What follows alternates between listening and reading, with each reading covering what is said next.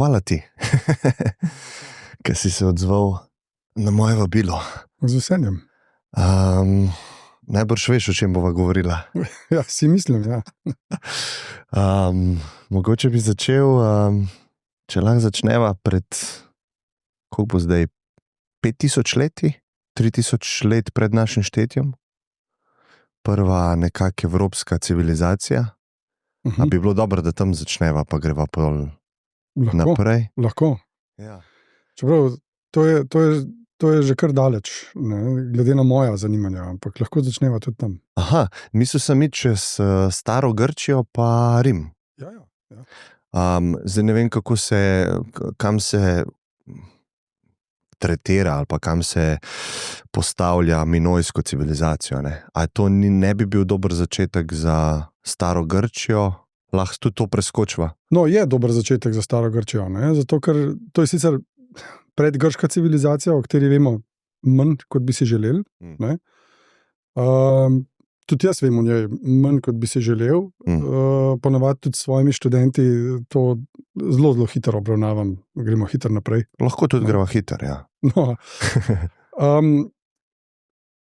Zdaj, tukaj govorim pravzaprav z enim takim zelo bežnim znanjem, ne? Ampak reciva pač da je, ne, izjemno pomembna vzhodno-sredozemska, egejska tudi civilizacija. Ne? Strateško je pozicionirana nekako na notranjo stran nekega polmeseca, ne, ki bi gledal v desno. Ne? Če bi rekel, da je to ta civilizacijski polmesec, ki se debeli, ne, da je tako obrnjen. Se pravi, na jugu Egipt, ne, potem vzhodno mezopotamske civilizacije. Ne. To je nek tak civilizacijski polmesec, tudi plodni polmesec. Ne, to je celo tehnični termin. No, in ta minojska Zakaj civilizacija. plodni? Zato, ker je v tem medvodju, ne, Mezopotamija, ne, so te prve mezopotamske civilizacije znale že zelo, zelo, zelo dobro izkoriščati te vele tokove. Tudi zelo zgodaj izpopolnile tehnike namakanja. In te civilizacije so se lahko tako zelo razcvetele, zato ker so imele tehnološka sredstva za to. Še danes, ne, so to pravzaprav zelo strateško pomembni kraji. Ne. Nekatera mesta v Mezopotamiji imajo poselitveno kontinuiteto zdaj že 5000 let, recimo. Ne. A smem mogoče vprašati, saj vem, da nisi mogoče toliko se ukvarjal s tem obdobjem ali pa še prej, Ja.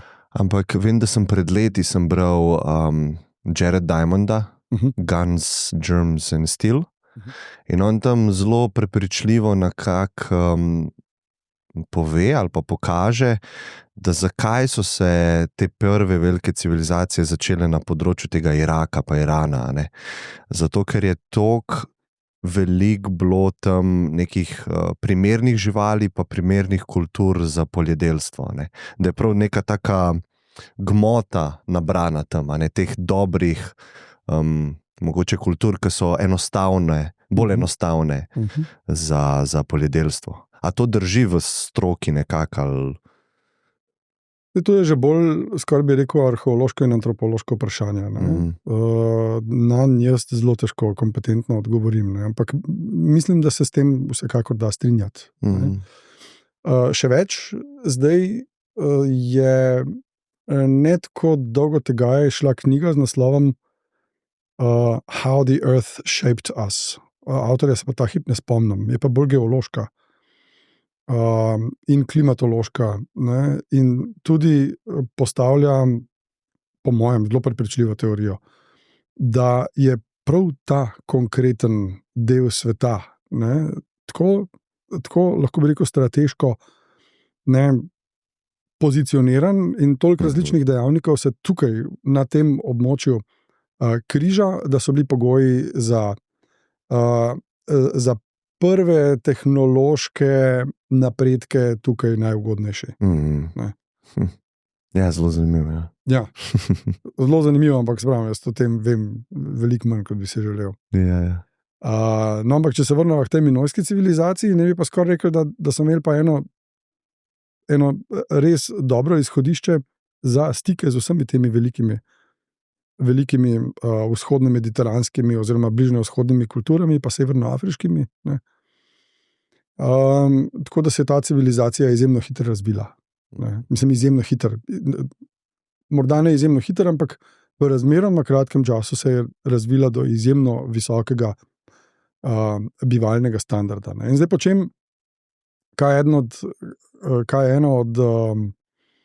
en od pokazateljev, da vidimo, da je neka civilizacija visoko razvita. Jasno, pisava, se pravi kompleksna pisava, in z njo povezani mehanizmi in aparati. In za minojsko civilizacijo recimo vidimo, da je morala imeti visoko razvit administrativen aparat. Ta administrativen aparat pa seveda civilizacija potrebuje, če ima tudi druge mehanizme zelo visoko razvite. Potem seveda arheološka odkritja, recimo visoko kakovostne freske. Potem visoko razvita bivalna kultura. Potem ikonografija, ki jo vidimo, je kompleksna. To nam vse kaže na neko zelo visoko razvito družbo z zelo dobro razdelanimi socialnimi vlogami. Delitev dela tudi. Delitev vlog v družbi. O marsičem seveda ne vemo veliko. Recimo, nažalost ne vemo zelo veliko o duhovnem življenju. In o marsičem je treba ugibati. Celo iz mitologije in tako naprej. Ta civilizacija je bila pretežno na otoku Kreta. Pretežno na otoku Kreta, ampak tudi nekateri celinski nekateri celinski centri. A kaj vemo, zakaj je propadla, pa kdaj je propadla, koliko časa je v bistvu obstajala? Torej, vsekakor vsaj 1000 let in več. Njen propad se pa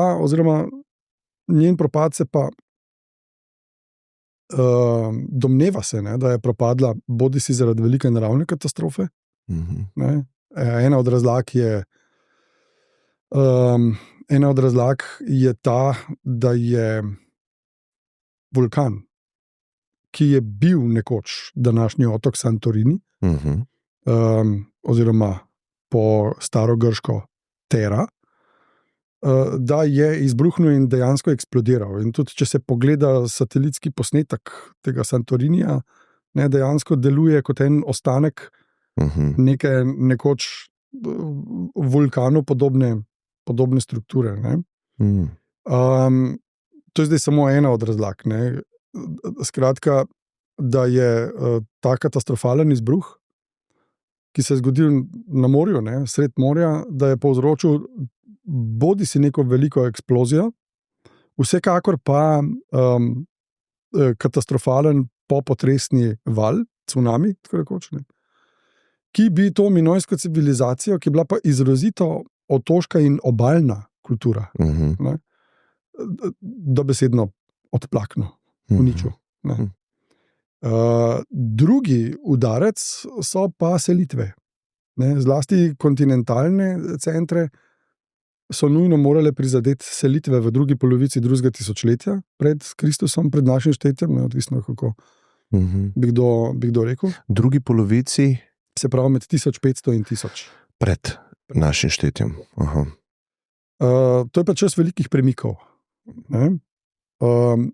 Torej, nekako od 1500 do 1000 se zgodita vsaj 2 velika migracijska vala.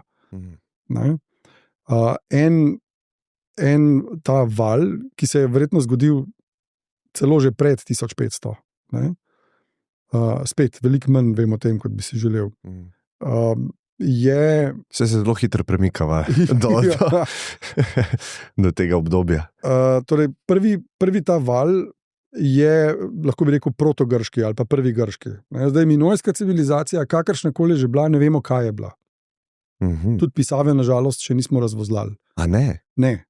Ta pisava minojske civilizacije je tako imenovana linearna A pisava. Ne? Se pravi, prva linearna pisava na tem prostoru. Kaj to pomeni linearna? Da gre... Linearna pomeni, da je črtasta, črtkana. Ne? Klinopis, vemo, zakaj je klinopis. Ne? Zato, ker so znaki podobni klinom in tudi klin se uporablja za to. Hieroglifi, beseda hieroglif pomeni neka sveta pisava. Hieros, po grško svet, glif, ne, pride pa iz glagola glipto, ki pomeni režem, urežem, ne, rezbarim. Se pravi, to je pisava, ki je urezana v površino in ima nek sveti pomen, hieroglif. In je piktogramska pisava. Ne. Linearna pisava je pa pisava s črtami. Ne, je pisava s črtami. Pri linearni B pisavi teh dokumentov imamo več ohranjenih, zelo veliko pravzaprav, so te črte tudi zelo lepe na teh dokumentih. Ne. Pri linearni A pisavi so pa nažalost ostanki taki zelo, to so drobci pravzaprav, ne, črepinje, in je teh znakov ohranjenih majčkeno manj. Ampak recimo zdaj, če bi imel tukaj tablo ali pa list papirja, bi mogoče kakšen znak skiciral. Jaz sicer nisem mikronolog, ne, tako da ne znam te pisave. Ne, torej je črtasta pisava, ne, in uporablja znake. To je pomembno. Ne, se pravi, ne uporablja samo nekih sličic, ampak uporablja znakce, ki so imeli neko glasovno oziroma še več zlogovno vrednost. Ne, se pravi, za linearno B pisavo vemo. Ne. In smo jo tudi razvozlali, so jo razvozlali medtem po drugi svetovni vojni. Ne. A je razlika med hieroglifom pa to pisavo to, da so tam slikce, se pravi, nek znak ima mnogo večji pomen kot neka beseda. Tukaj gre pa za zloge. A to prav razumem? Pri linearni pisavi, vsaj pri linearni B pisavi, za A res ne morem reči, ker že rečeno še ni razvozlana, ne, ampak pri linearni B pisavi vsekakor gre za zlog. En znak je en zlog. Ne, tako da bi recimo besedo mama zapisala z dvema enakima znakoma za zlog ma. Sicer je pri tej linearni B pisavi še cel kup drugih problemov, ne, ta ma bi lahko bilo mar, mas, mat ali kaj podobnega, ne. Da bi lahko bilo karkoli.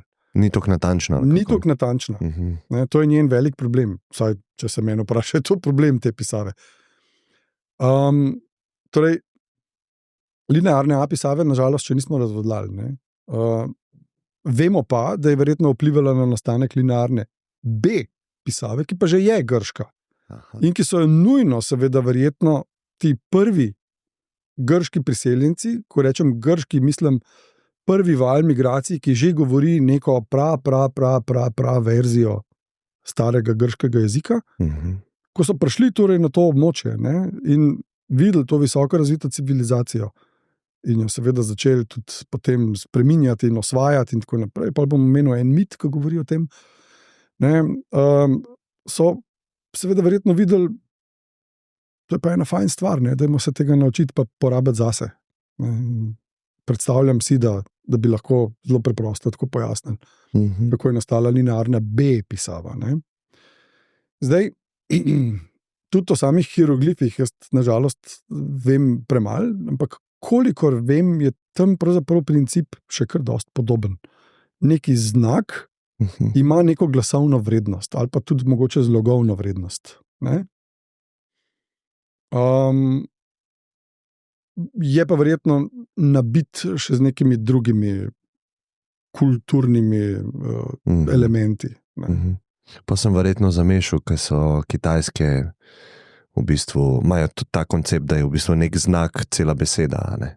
In potem imaš zelo veliko besed, ne? Mislim, zelo veliko znakov za naučiti se. Ne? Tako je. Ja, na tisoče in tisoče. Ne? Ja. No, to je pa ta orjaška prednost, ki smo jo tukaj deležni prav po zaslugi Grkov in njihovih učiteljev Feničanov, ne? Ampak do tega šele prideva. No, v glavnem, zdaj ta minojska civilizacija, da jaz mislim, da bolj držijo teorije, da je da kjerkoli naravna nesreča je že bila, rečemo, da sprejmeva to, da jo je uničil da se je uničil najprej potres, potem pa popotresni cunami in tako naprej. Je najbrž niso ravno uničili, so jo pa oslabili. So jo pa oslabili do te mere, da se je ta nova, recimo temu, predgrška ali pa prva grška faza priseljencev, da se je lahko osamosvojila. In sčasoma zagospodarila temu območju. Kdaj pa lahko začnemo govoriti o Grkih pa o grški civilizaciji? Torej, govoriva o tako imenovanem zgodovinsko gledano homerskem obdobju. To je pa v bistvu zelo grobo rečeno druga polovica drugega tisočletja. Se pravi, nekje po letu 1500, še raje tam 1200 do 800. Pred našim štetjem. Pred našim štetjem. Vendar moram posebej opozoriti, da je to čas, ko se dogaja in ko se pravzaprav zaključuje že drugi velik val priseljevanja. Govorimo v tem času o dorski fazi priseljevanja, in v tem času se te velike migracije dejansko zaključijo s tem zadnjim valom. No in zdaj tukaj bi mogoče omenil, kakšne težave ima zgodovina s tem obdobjem. Zdaj, arheologija je eno. Arheologi pač marsikaj odkopljajo in to znajo interpretirati in pomagati. Recimo zgodovinarji se morajo pa za to obdobje nasloniti tudi na druge vire, ki so čist nezgodovinski, skoraj bi rekli nasprotje od zgodovinskih. Recimo na mitologijo. Ena zelo zanimiva zgodba je, na to je opozoril sploh ne zgodovinar, ne arheolog, kaj podobnega, ampak filozof in psihoanalitik in psiholog, sprav Jung, ki je zanimivo interpretiral mit o atiškem princu in kasneje kralju Tezeju. In ta mit govori o Egejevem sinu, kralju bajeslovnega atiškega kralja Egeja. Ime mu je bilo Tezej, torej Egejevemu sinu. In Tezej je svojemu očetu Egeju predlagal, da bi ga poslal na Kreto. Torej zakaj? Zaradi tega, ker je morala Atika, tako kot številne druge grške pokrajine, plačati vsako leto krvavi davek.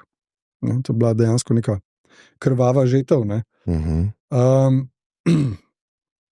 Ker je na Kreti živel spet bajeslovni Minosov sin Minotaver s človeškim telesom in bikovo glavo in tako naprej. Takšna strašna pošast, da je bilo treba zapreti v labirint. In ta Minotaver se je hranil z človeškim mesom in morali so pošiljati. Torej, vsako leto je morala vsaka pokrajina poslati neko število mladeničev in mladenk.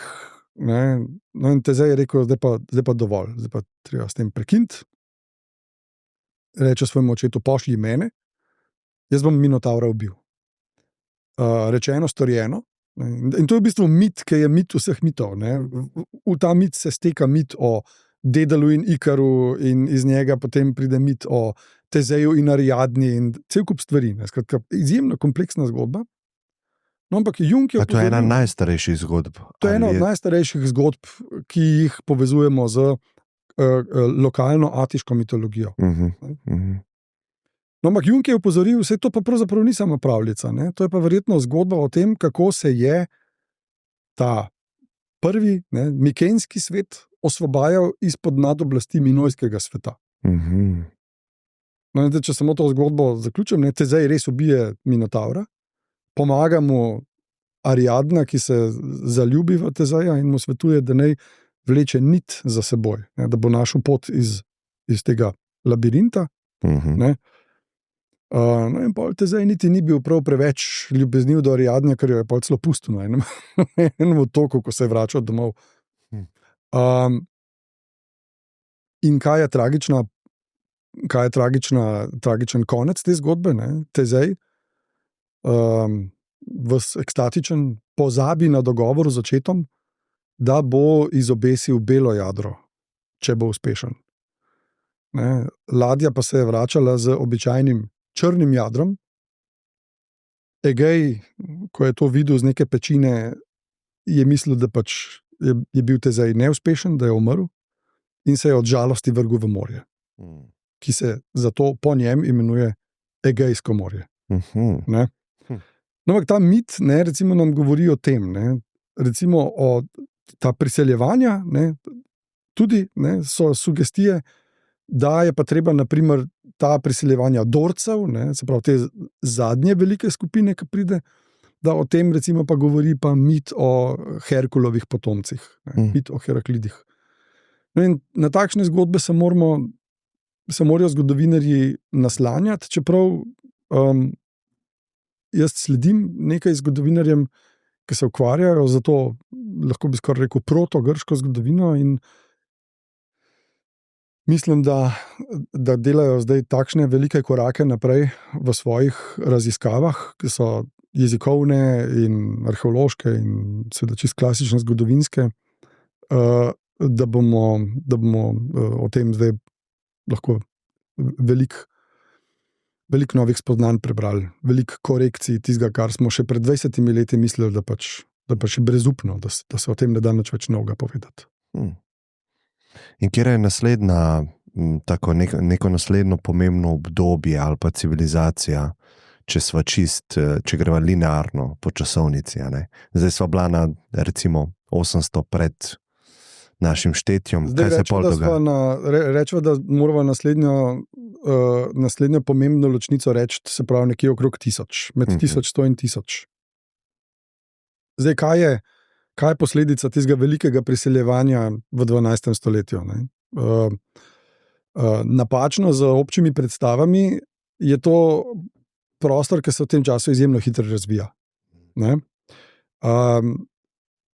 Zelo, zelo se razvija hitro in se tudi preobraža. Ne?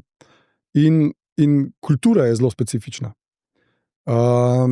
In tukaj bi samo en zelo droben time-out naredil za vse tiste, ki bojo mogoče ta podcast gledali in poslušali. Opozoril bi na film Troja.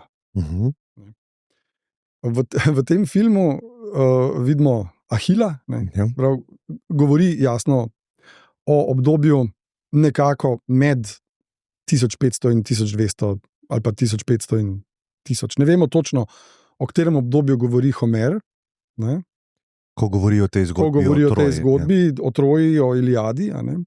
Ampak film pa zagreši, jasno, nujno, hote, zagreši neko veliko, čist kulturno-zgodovinsko in tudi arheološko in v vseh smislih napako.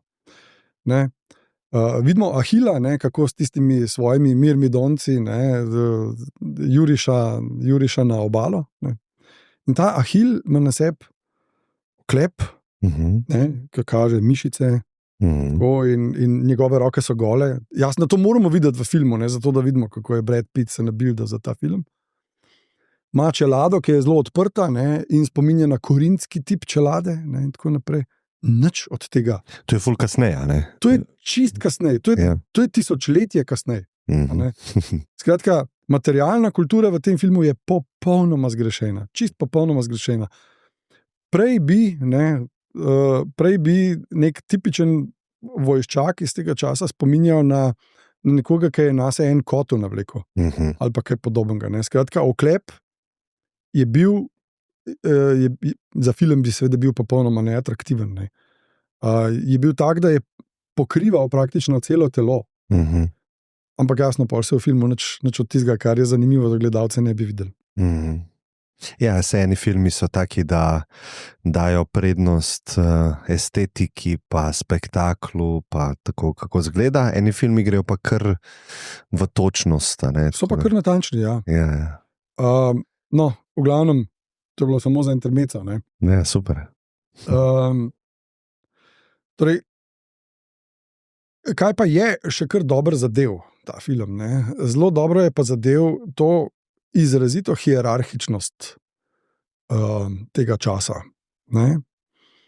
Ahil, kdorkoli je že bil, karkoli je že bil, ne, je bil neposredno podrejen kralju, ne, v tem primeru Agamemnonu. In je bil tako rekoč njegov fevdalni podložnik. Temu se glih niso mogli izogniti, ne, ker tudi cela Iliada seveda govori o tem sporu med Agamemnonom in Ahilom in kako je Ahil potem užaljen in se noče vojskovati. Tega pa filma ni zanemaril.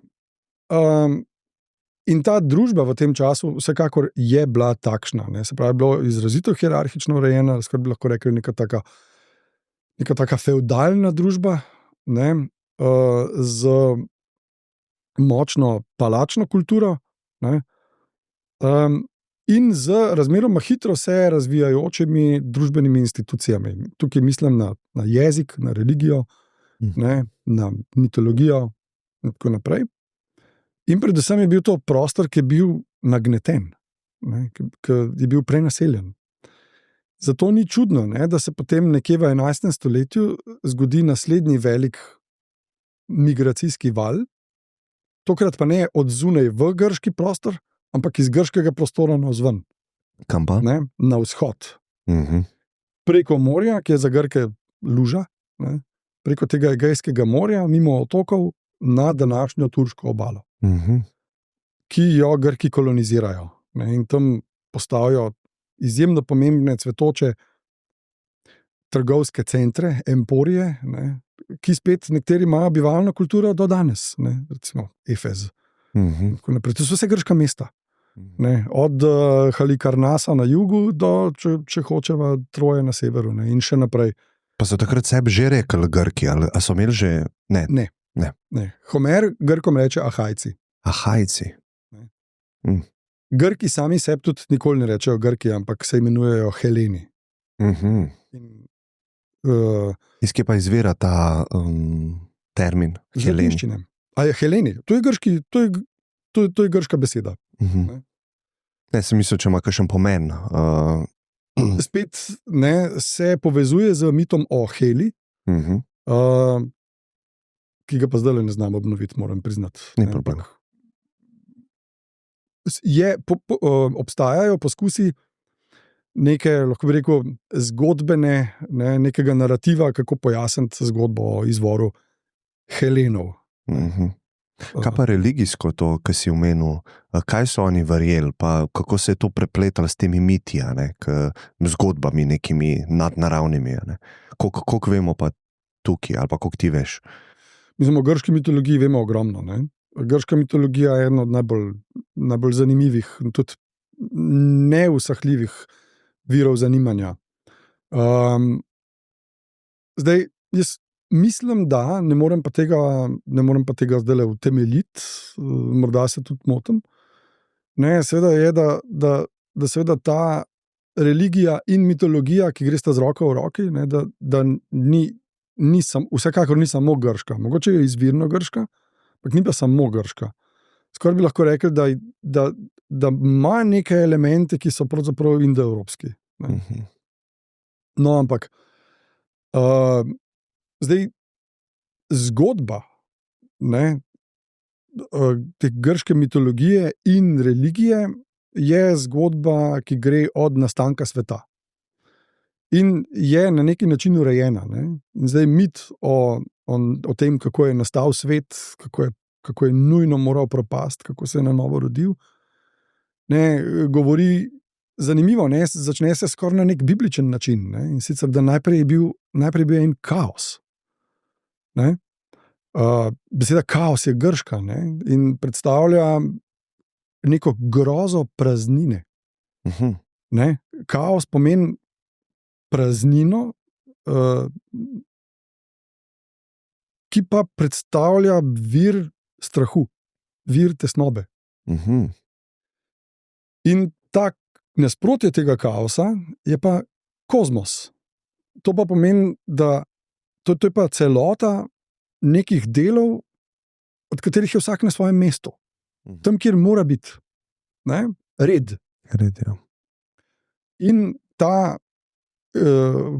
iz tega kaosa, ne, kaj je bila tista sila, ki je kaos pretvorila, ki je kaos zamenjala za kozmosom, je na nek način najbolj tvorna sila. To je, mogoče bo zdaj to malo osladno zvenelo, ampak to je ljubezen. Ne? Ker združili sta se dve praprvini, ne? Zemlja in nebo, Gaja in Uran. Ne? Dve nasprotji se združita in iz tega nastane prvi rod bogov. Po mojem se ne motim, ziher je kdo to tudi analiziral, seveda, ko rečem, da je v tem mitu skrita zgodba, sociologi bi to znali verjetno dobro utemeljiti, da je v tem mitu skrita tudi zgodba o tem, kako očetje ne morejo prepustiti oblasti sinovom. Ker Uran požira svoje otroke, ne? Jih ubija. In šele ko Gaja svojega sina Kronosa opremi z orodjem, da Urana spravi ob oblast, ne? In sicer ga simbolično kastrira, ne? Šele takrat lahko Kronos osvobodi svoje brate in sestre, ne? In prevzame oblast. Ampak zanimivo, da potem tudi Kronos ne more prepustiti oblasti, ko pride pa novi, tretji rod bogov, to pa so Zeus in... To je tretji rod bogov. To je že tretji rod bogov, ne? Ki se pa potem bogovi umrejo in pridejo novi bogovi. Niti ne umrejo, ampak se borijo za oblast. Ne? Premagani so. Premagani so. Mlajša generacija, ne? Ker potem pa seveda pride, ne? Recimo, potem je tukaj tudi ta mit o titanomahiji, ne? Borbi za titani in tako naprej. Ne? Ti bogovi se morajo tudi boriti za oblast. Ja. In Zeus je tisti, ki na koncu stvari postavi na svoje mesto. Ne? Kdaj pa se prvič pojavljajo te bogovi, ki jih vsi poznamo, recimo Zeus in podobno? Ne? Torej ta panteon, kot ga imenujemo, ne, se pravi ta zbor bogov, ta zgodba vsekakor je zaključena, ne, v tako imenovani temni dobi. Takrat najkasneje je ta panteon nekako ima svojo dokončno obliko. Ne. In predvsem je bolj ali manj usklajen med vsemi grškimi skupnostmi. Ne, se pravi, vsi verjamejo v Zeusa, boga očeta. Ne. Njegovo družico Hero, njune sinove. Ne. Obstajajo pa lokalne variacije, ne, po tem, kako se je kakšen bog rodil, kako je kakšen bog nastal, ne, in tako naprej. Zakaj se pa reče temno obdobje? Pa katero obdobje je to? Kdaj?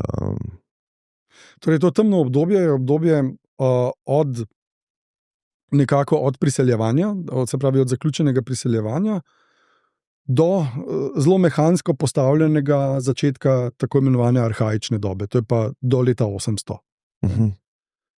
Zdaj, ko rečemo temno, seveda tega ne smemo zamenjevati s kakšnim slabšalnim, tako kot mračni srednji vek ali kaj podobnega, čeprav je tudi tisti izraz mačken krivičen. Ne?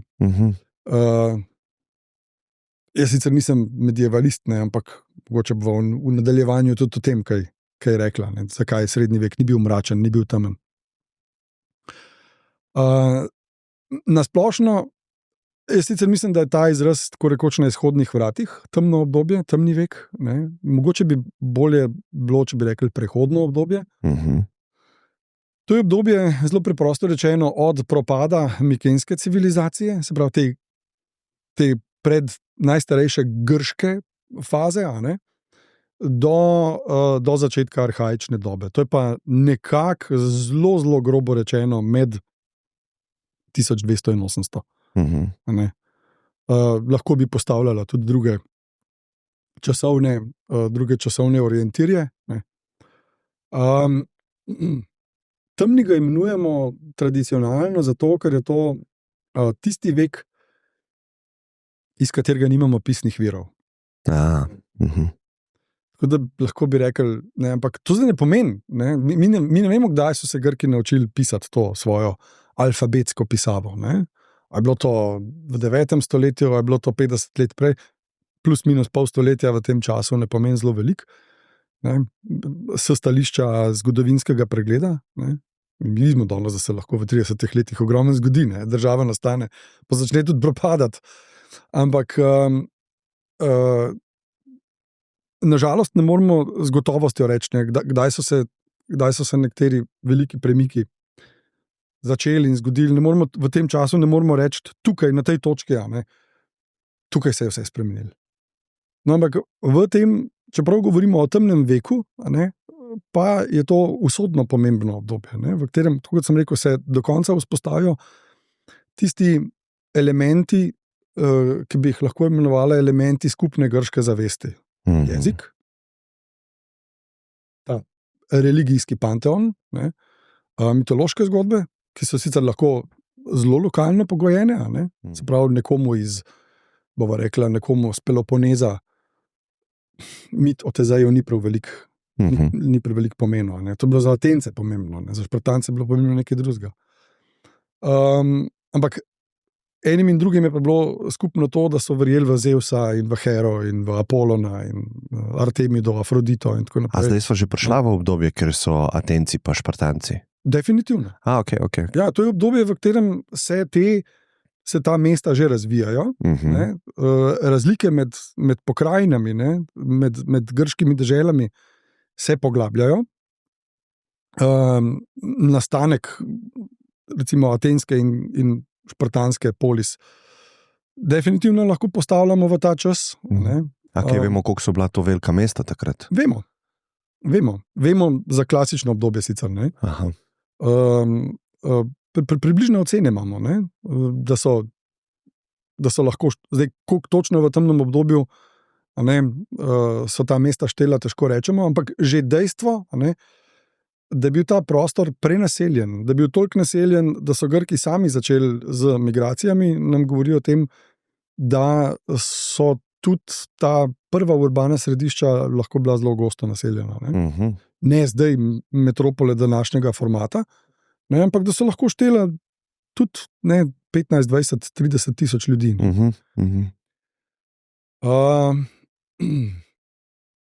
No, in vsekakor je to temno obdobje, tisto obdobje, v katerem Grki, po mojem vsaj, po iznajdbi kolesa in ognja, oziroma po ukrotitvi ognja in iznajdbi kolesa, naslednji največji in usodno pomemben izum, to je pisava. To je ta pisava, ki so se Grki naučili od Feničanov, ki se čisto razlikuje od hieroglifov, o klinopisu nič ne moram reči, ampak od kitajskih pismenk, pa tudi od linearne A in B pisave, po tem, da je princip en glas, en znak. To je pa pisava, ki se je 3-4 letnik nauči, kot danes vidimo. Otroci že prve črke že vidijo, da A je A in tako naprej. To so oni od Feničanov se naučili. Feničani so pa sami, ali kaj? Ali je to prišlo iz nekje? Ne vemo. Ne vemo, vsaj jaz ne vem. Ne vem, kje in kako so pa Feničani to pisavo razvili. Morda je pri njih to samonikov izum, ali pa je spet mogoče odkot drugod pobran. O tem pa čist premalo vem, da bi lahko z gotovostjo rekel. In kam so pisali, v bistvu, na kakšen material so pisali takrat, ko se je to začelo? Si predstavljam, da se je v tem obdobju začel veliko več virov, imamo več na voljo. To je zelo zanimivo. Recimo linearna A pa linearna B pisavi, vedno v šali rečem, to so prvi dlančniki. Dlančnikov ni več v bistvu. To je izum, ki je že izumrl. Ja. Ampak ko smo jih imeli, pa smo vsi pisali na tiste mečkene. Linearna A in linearna B pisava sta pisavi, ki sta bili odkriti na drobnih, majhnih glinastih ploščicah, ki pridejo na eno dlan. Se pravi v glino noter. V glino. Isto je s klinopisom, hieroglifi mislim, da grejo dejansko celo na svež omet, pak ne vem, zdaj na pamet. V kamen. Kamen ali pa kakšen alabastern omet. Prvi pisni dokument na katerem pa imamo alfabet, je pa ena skromna skodelica, ki se imenuje ironično Nestorjeva čaša. In imenuje se Nestorjeva čaša zato, ker je ta prvi pisni dokument upraskan na steno ene skodelice, ki je bila namenjena verjetno pitju, in na njej piše: Jaz sem Nestorjeva čaša.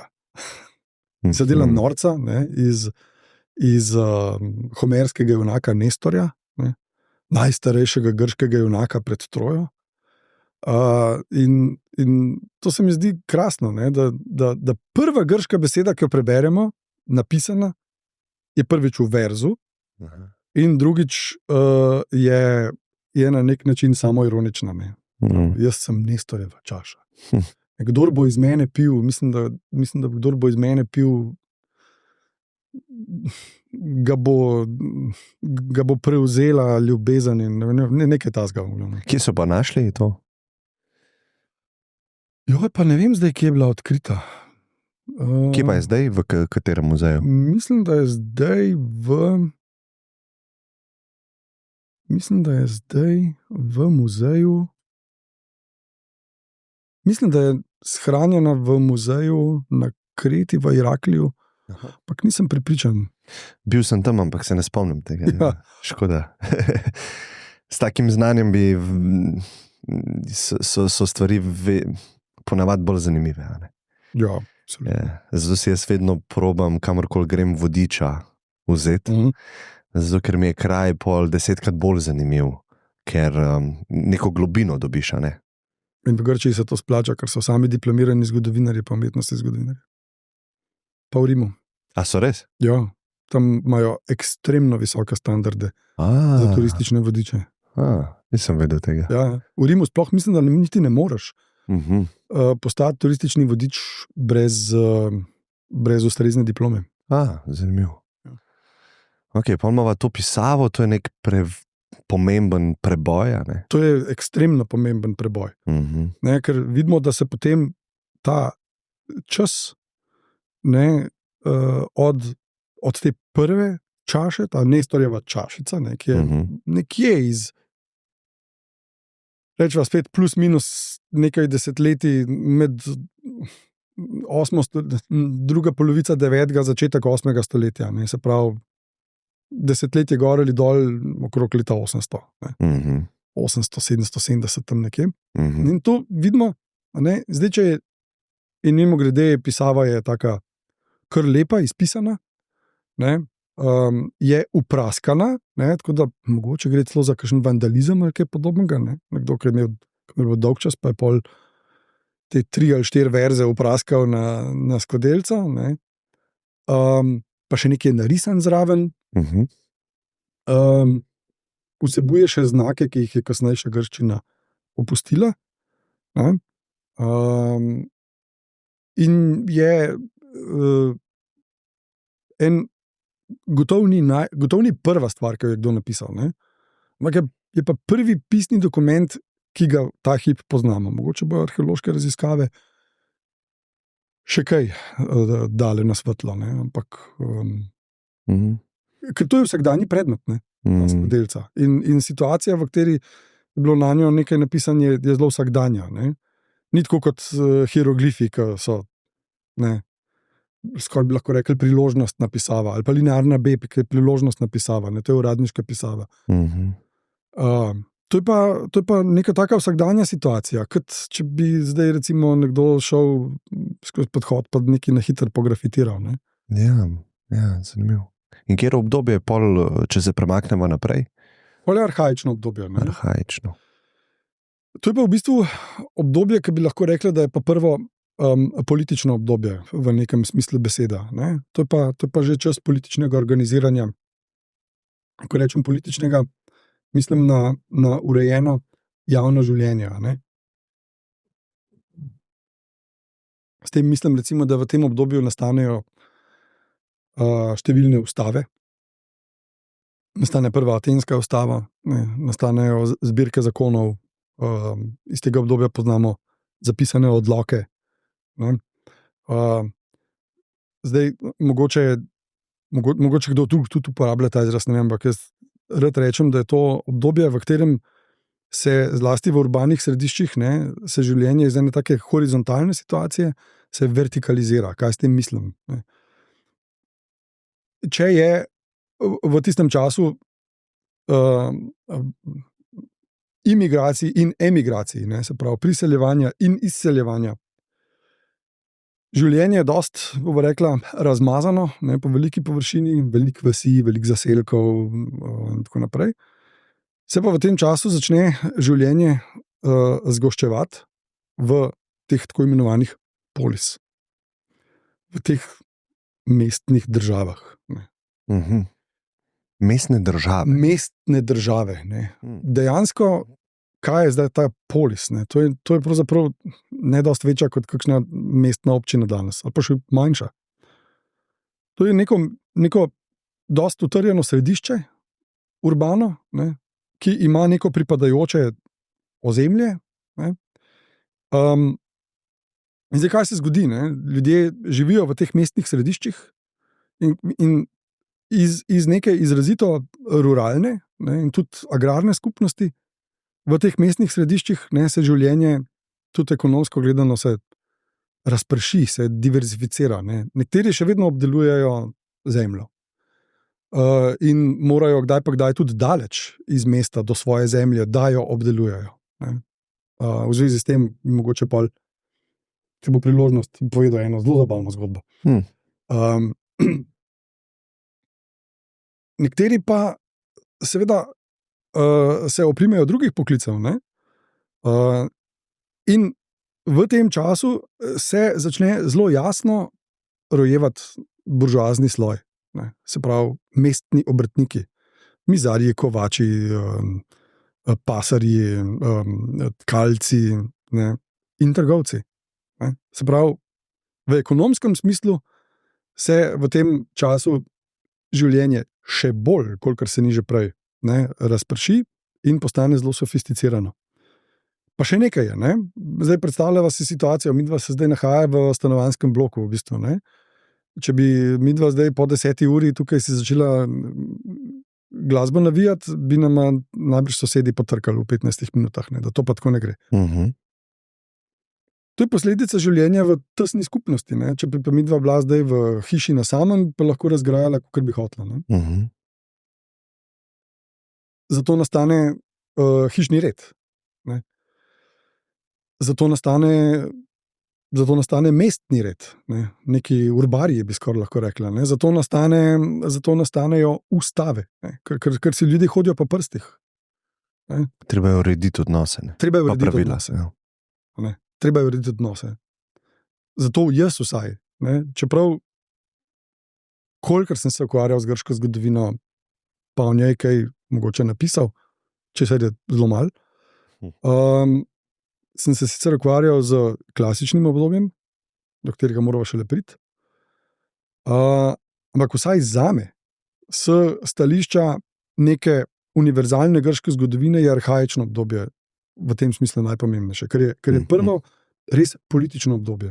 V tem smislu, da kot sva rekla, ne, da pač v ekonomskem smislu, v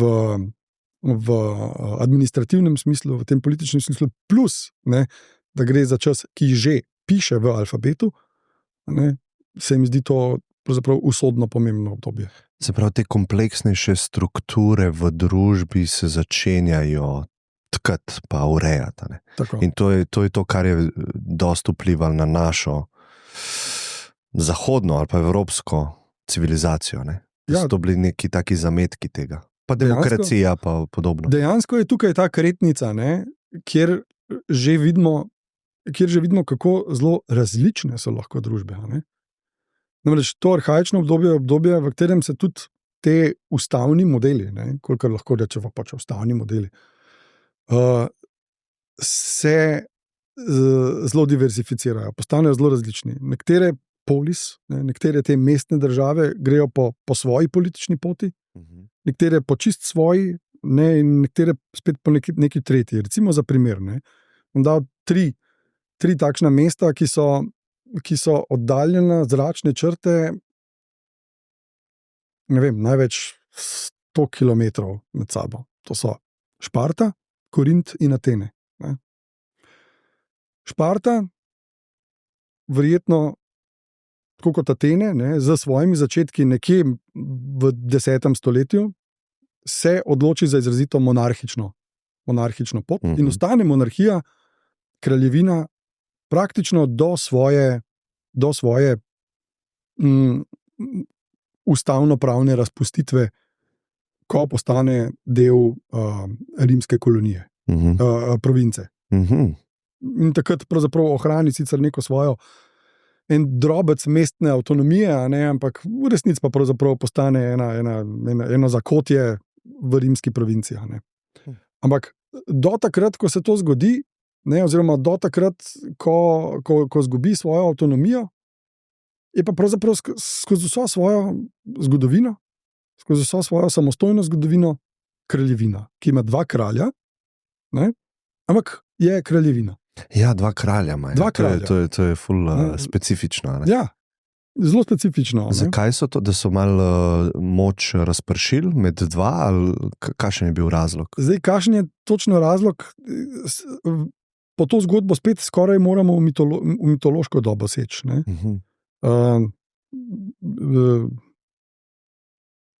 V mit o Herkulovih potomcih. Ne? Prav zgodovinskih razlag za to prepričljivih niti nimamo. Ne? Imajo ta 2 kralja, zelo tradicionalen izbor, niti ni tako imenovana hereditarna, se pravi, ni nasledstvena kraljevina, ne? Ampak se kralje potrjuje. Ne? In zelo preprosto lahko rečemo, ne, da do tistega usodnega trenutka, ne, v klasičnem obdobju, ko bi Šparta mogoče morala, ne, prevzeti nek primat v Grčiji, ga niti ni mogla, ker je bila družbeno čisto zastarela. Korint v tem času gre na pot tako imenovane tiranije, ki je tudi monarhičen model, ampak neustavni. To se pravi, razlika med Šparto kot kraljevino in pa Korintom kot tiranijo je v tem, da in v eni in v drugi polis vlada en posameznik, oziroma dobro Šparti 2, ampak v Korintu je to uzurpator. Ne. Ampak ko rečem tiran, s tem ne mislim nujno človeka, ki je kratil človekove pravice, čeprav tega koncepta v antiki ni in tako naprej, ne. Ampak pač Grki za to specifično obliko vladavine uporabijo predgrški izraz, tiranija, ne, tyrannos po grško je vladar, ne, ampak je predgrški izraz. Medtem ko Atene, pa grejo po poti neke aristokratsko vladane polis, ne, kjer se oblast razmeroma zgodaj razprši na več vladajočih, tako imenovanih arhontov, ki se izmenjujejo, ki imajo mandatne funkcije. Trije zelo različni modeli, ne, in po vsem grškem svetu je tako. Ne. Imamo nekaj tiranij, imamo nekaj teh polis z enimi svojimi čist specifičnimi modeli, s časoma pa se potem, lahko bi rekel, ta situacija razvija na tak način, da imamo na eni strani tiste grške polis, v katerih prevladujejo monarhični oziroma oligarhični modeli, in imamo, zdaj govorim že za klasično dobo, in imamo tiste polis, v katerih prevladujejo tako imenovani demokratični modeli. No in zdaj v tej arhaični dobi, zelo konkretno, leta 594, ne, pa pride en posameznik, ki ga je treba dati ki mora biti kanoniziran, ne, ki mora biti eden od tistih 10 ljudi, ki so spremenili svet v vsej človeški zgodovini. Zdaj, sam bi ga jaz postavil, pa zdaj, da ne bo tlele preveč provokativna, ne bom rekel, kdo je prvi, ki je po mojem najbolj usodno spremenil svet, ampak če tale ni drugi, je pa vsaj tretji. In to je Solon. Atenski arhont, ki je imel enoletni mandat leta 594. Ne? Je dobil ta enoletni mandat. In v tem enoletnem mandatu ni spremenil samo Aten, ampak je na neki način za vekomaj spremenil cel svet. Ker je pogledal situacijo, ne? In je ugotovil, da je ekonomsko in socialno zavožena. Zakaj?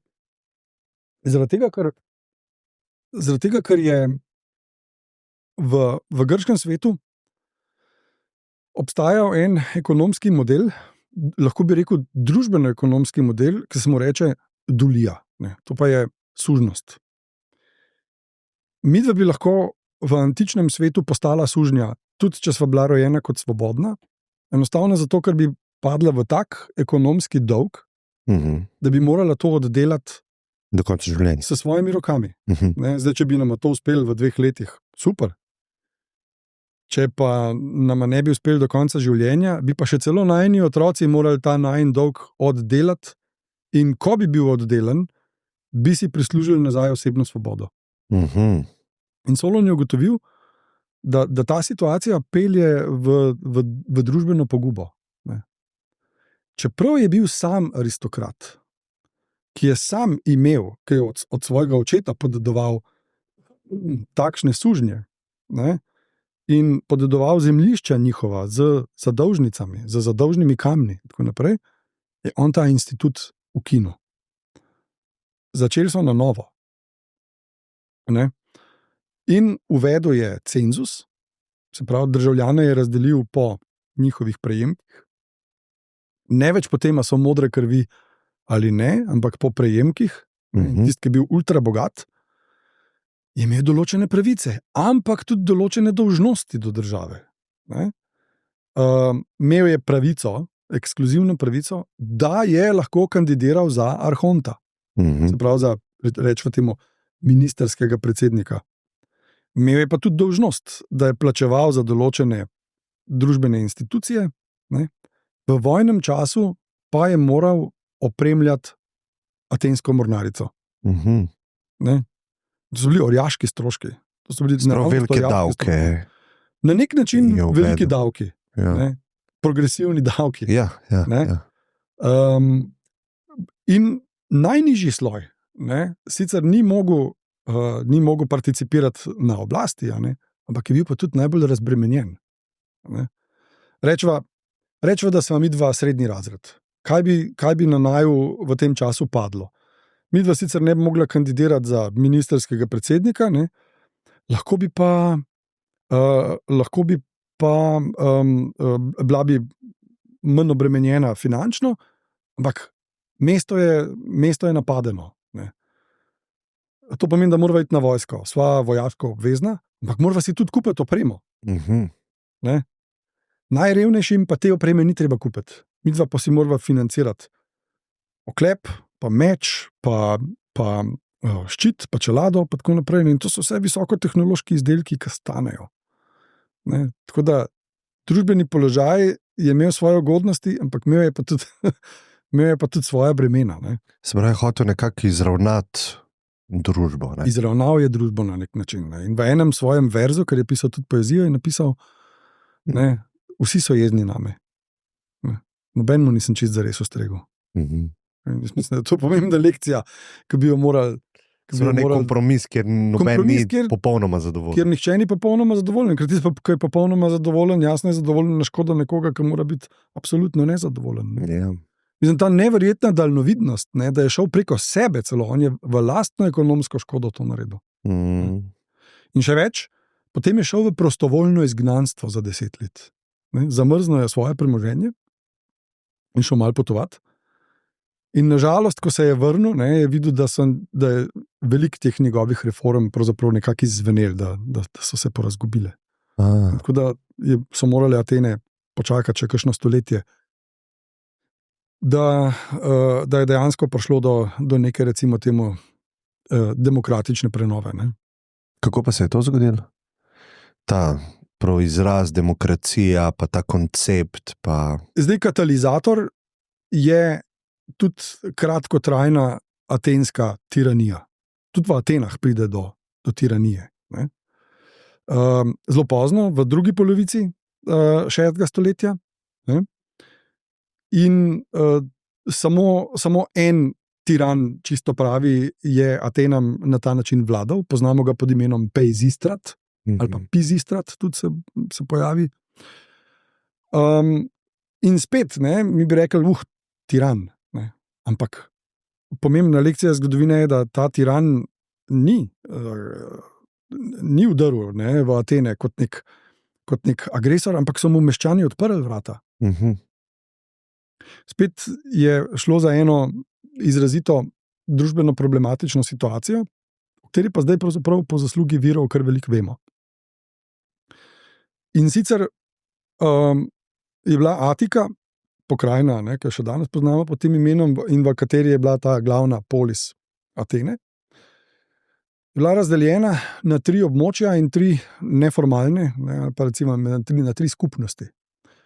Zdaj v grščini se imenujejo Epakrioj, Paralioj in Pediejs, kar bi zelo malo hudomušno lahko prevedli kot Gorjanci, Poljanci in Primorci. In seveda za Gorjance je bilo življenje najtežje. Ne? Za te Gorjane, ki so živeli po teh okoliških hribih, kjer je malo obdelovalne zemlje, je bilo življenje zelo težko in socialne napetosti v Atiki so bile zelo visoke. Ne? In ta Peizistrat, ki je poskusil že enkrat prej prevzeti oblast, je s tem političnim kapitalom, s tem, ko se je zanašal na te Gorjance, ne, je prevzel oblast v Atenah za kar dolgo časa, kot da so se Atenci te tiranije znebili šele po atentatu na njegova sinova. Ne? In to je bil začetek, recimo temu neke, to je bila aristokratska revolucija, ne? In začetek procesa, ki se je končal šele leta 462 s tako imenovano Efialtovo reformo, ko Atene postanejo v pravem antičnem pomenu besede demokracija, vladavina ljudstva. Ne? Pričemer moramo posebej povedati, da ta demos, ki je vladal, ne, da je bil zelo ekskluziven klub. Ne? Zdaj, k sreči mi danes živimo v razsvetljenem času, ko smo vsi demos. Ne? Se pravi, ženske in moški, mladi in stari, ne, rečva modri in zeleni, rdeči in rumeni in tako naprej, ne, vsi smo demos. Če le izpolnjujemo najosnovnejše pogoje, se pravi, imamo državljanstvo in smo polnoletni, lahko gremo na volitve. Ja. V Atenah ni bilo tako. Ne, v Atenah najprej morava iz te enačbe izključiti vse nesvobodne. Kar je zelo velika demografika v Atiki. Res koliko, recimo, procentov? Razmerje je v različnih obdobjih različno, ampak minimalno 1:1.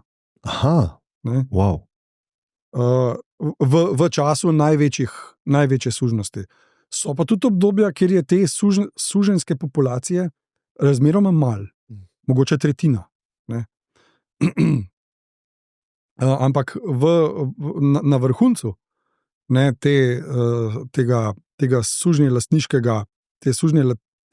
sužnjelastniškega ekonomskega modela je pa populacija lahko celo v korist suženjske populacije. Ne. Ampak to skoraj bolj velja za Italijo kot za Grčijo. No, v glavnem, vse te moramo tako izločiti. Izločiti moramo vse priseljence, tako imenovane metojke, ne, ki so lahko zelo uspešni, lahko so uspešni poslovneži, lahko so vrhunski trgovci, lahko so vrhunski znanstveniki in učenjaki, samo Atenci niso. Ni volilne pravice. In izločiti moramo vse ženske. Ne. Nazadnje prideva na državljansko telo in seveda izločiti moramo vse nepolnoletne. A so polnoletno smeli oni pri 18? Ali... Tam nekje, ja, 18 ali 20. Aha, zanimivo, ja. No, v glavnem, in prideva na en razmeroma ekskluziven klub, ki je štel nekje med 30 in 50 tisoč polnopravnimi državljani. Ne? In ti so smeli potem sodelovati v atenskih institucijah, zlasti na tako imenovani skupščini, ne, kjer pa so potem z dvigom rok potrjevali ali pa zavračali zakonske predloge in tako naprej. Ne. Imeli so tudi, lahko so sodelovali kot porotniki v sodnih procesih, ne, lahko so preko lokalnih institucij kandidirali za članstvo, naprimer v tako imenovanem Britaneju, da se pravi, enem takem uradniškem telesu. In ta demokracija je zdaj, pred leti je bilo zelo moderno govoriti o tako imenovani neposredni demokraciji in so malo zmotno govorili o atenski demokraciji kot o neposredni. Ne. Neposredna je res bila v toliko, kolikor so ljudje res na skupščini, na tistem zboru lahko kakšen zakon potrjevali ali pa ne potrjevali in podobno, ne, ali pa kakšen predlog, kakšen odlok, kar je lahko bilo tudi izjemno škodljivo. Ampak kar tako, ne, ni pa mogel kar vsak recimo priti pa reči, meni se pa to zdi dobra ideja, dajmo to potrditi. Ne. To je moralo iti preko, malo šaljivo rečeno, posebnega uradniškega sveta in tako naprej, ki je pripravljal zakonske predloge in tako dalje. Kateri so bili pa tako posamezniki, ki so bili, zdaj sva šla čez ene par obdobja, ne? Pa enega si omenil kot ful pomembnega? Ja, Solon. Kaj pa recimo te filozofije, recimo Aristotel, Sokrat, Platon, kdaj so umeščeni? V katerem obdobju? Je to klasično? Sokrat je umrl leta 399. To vemo, ker je bil obsojen. Ker je bil takrat obsojen in imamo kup literarnih pričevanj na to temo. Platon je bil njegov učenec, ki se je rodil 428 ali 427, mislim, da. Aristotel je Platonov učenec. Ne? Zdaj moram kar prostodušno priznati, da vseh letnic nimam v glavi. Ne, ampak pa Aristotel je bil učitelj Aleksandru Velikemu. Tako je. Da imamo tako linijo teh štirih. Ja, imamo to linijo, ja. Tako da ta znanstvena eksplozija, ne, se zgodi že v poznem arhaičnem obdobju. Ne. Takrat se Grki, ne, to vsi se mogoče iz srednješolske filozofije spomnijo tega, da so filozofijo začeli z tako imenovanimi jonskimi naravoslovci. Ne, to se pravi, recimo temu učenjaki, ki so se že v 7. stoletju, ne, začeli spraševati o takih čist, kako bi rekel, stvarih, ki se nam danes zdijo vsakdanje, ampak zgoditi se mora en velik premik, da se ti od tega, da se sprašuješ, kaj boš na mizo postavil za jesti, da se začneš raje spraševati o tem, kje pa mi živimo. Kaj je to nebo nad nami? Ne? A mi živimo na nekem velikem disku? Ne? Noro je, da se danes spet začenjamo to spraševati. Ampak z močjo uma so se ti prvi filozofi, protofilozofi, začeli spraševati o svojem večjem okolju. Ne samo do naslednjega mesta, pa do naslednje dežele, pa tako naprej. Ne? Bolj, ko se je večal, bolj, ko se je oddaljevalo to njihovo obzorje, bolj je postajalo jasno, da obstaja svet onkraj tega sveta, pa pol mora obstajati še naprej neki, pa še naprej neki in še naprej neki. Ne? Kje se to konča? Zdaj, prvo naziranje je bilo, da gre za eno orjaško ploščo, ki jo obliva ocean. Ampak razmeroma hitro so ugotovili, da to ne more biti. To ne more biti res. Če to orjaška plošča, ki obliva ocean, kaj pa onkraj oceana? Ne? Da ti narediš ta miselni preskok naprej. Ne? In potem, zdaj, to je razmišljanje o makrokozmosu, ne? Se pravi, o tem, kaj nas obkroža, kaj so zvezde, kaj je sonce. Ne? Zelo preprosto je bilo verjeti, da sonce to je sončni bog, ki se zjutraj spije prvo kavo, pol se pa usede, pa zapelje sončni voz z enega konca na drugi konc. So ugotovili, to ne more biti, ne? To ne more biti tako. V redu, te zgodbe so super, ne? To so naši miti, ampak kaj pa ne nazadnje, kaj pa svet, ki je manjši od tistega, kar lahko z očesom vidimo. Začeli so se ukvarjati s tem, iz česa je vse, kar nas obdaja. Ne? In potem eni rečejo, ja, vse, kar je živo, vsebuje vodo. Ne? Stisneš limono, nekaj ven preteče, stisneš krompir, nekaj ven, no, ni bilo še krompirja, ampak ne, stisneš, kaj pa vem kaj, ne? Neko bučo, pa nekaj ven preteče. V nas tudi je neka voda. Ne? Voda je vir življenja, mogoče je pa voda zastavljena. Vse iz vode. Ja. Vse je iz vode. Ne? Potem rečem, čakajte malo, pesek ni iz vode. Kamen ni iz vode. Ne? Mi ne vemo čisto zares, kaj je to, kar vse sestavlja. Dajmo en poseben izraz za to uporabiti. Ne? In pridejo do izraza apeiron. Neopredeljivo. Tisto neopredeljivo. En pa reče, če jaz vzamem poleno, pa ga cepim, pridem nekje do ene točke, ki ne morem več razcepati. Ne? To je torej najmanjši del. Necepljivo. Ja. Atomos. Ne? Teoretičen. Ne? In oni vejo, da je to v teoriji. Ne? Da ga ne moremo z očesom videti, ampak najbrž nekje obstaja nek najmanjši del, ki je necepljiv. Ampak ta neverjetna moč uma. Potem pridejo prve, lahko bi rekel, antropološke raziskave. Ne?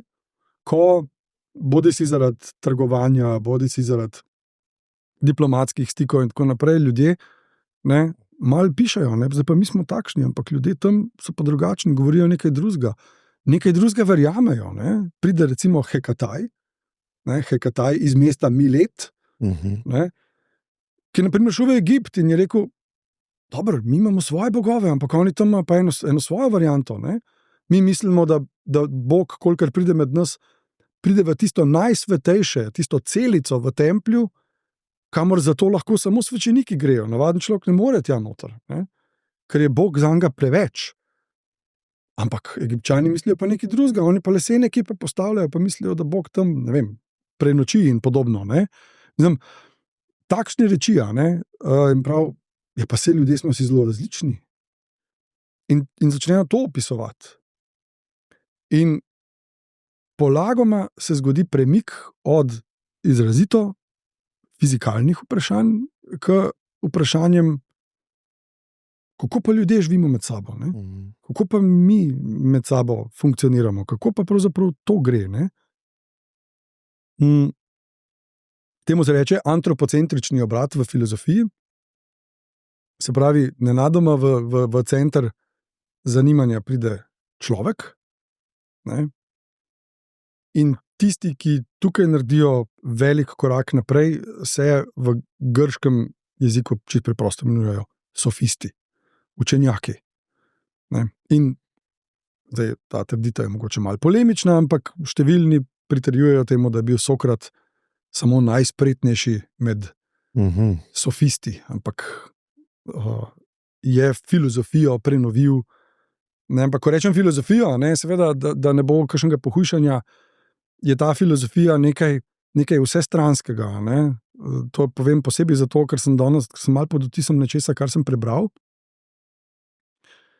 Če si smem dovoliti to drobno aktualizacijo, in sicer, da je zdaj fakulteta za gradbeništvo, mislim, da fakulteta za gradbeništvo naredila študijo o prometu. In ljudje se seveda razburjajo. In pravijo, spet so nam filozofi nekaj pokvarili. Ne?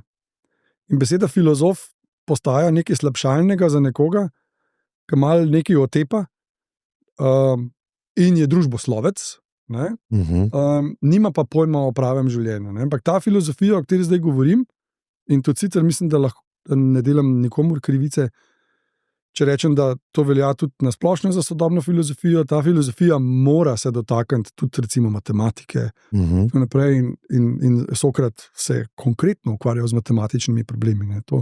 To mislim, ko rečem, vsestranska filozofija.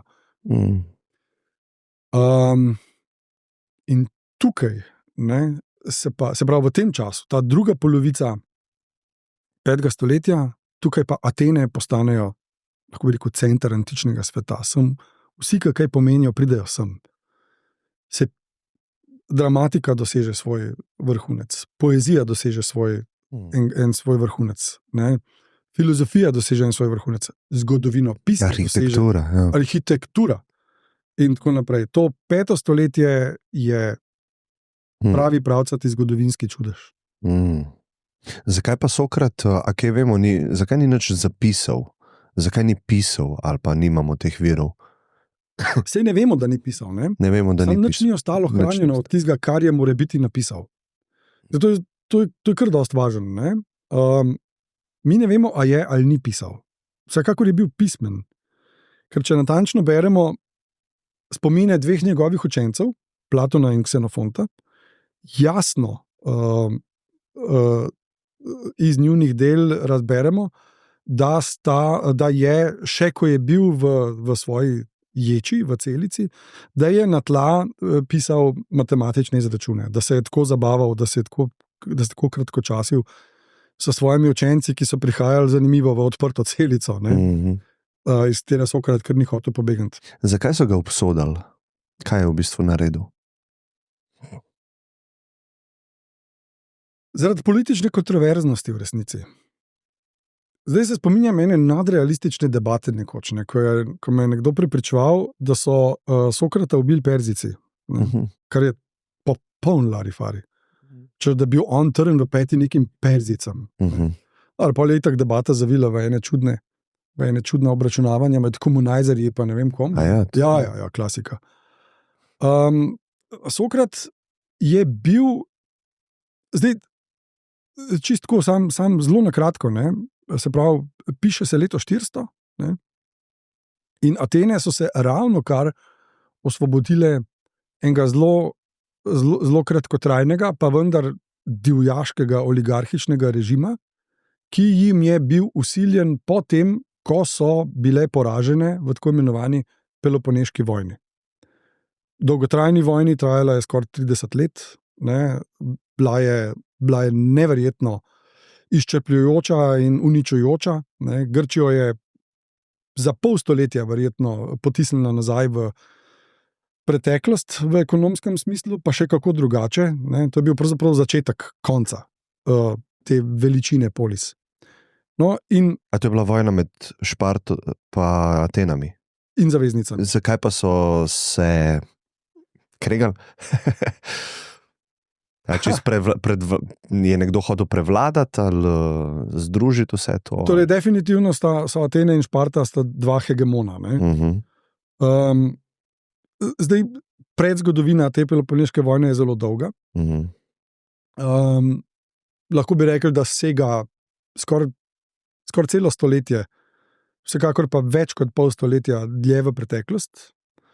Prve zamere so se začele že sredi tega 5. stoletja in že malo prej, ko jaz mislim, da te prve zamere, da jih ne moremo čisto zares povezovati s to slavno grško-perzijsko vojno, v kateri so bili na začetku Atenci prepuščeni sami sebi. Ampak prve prave zamere so se začele, ko je Šparta obtožila Atene, da poskušajo pomagati, da podpihujejo upor na Peloponezu. Češ, da se bojo tako znebili svoje oligarhične tekmice na Peloponeškem polotoku Šparte. Atenci so v resnici celo pomagali takrat Špartancem, celo poslali nekaj svoje vojske, da je pomagala dušiti ta upor, tako imenovanih mesenijcev. In potem so napetosti med tema dvema polis so pravzaprav počas, pa vendar se stopnjevale.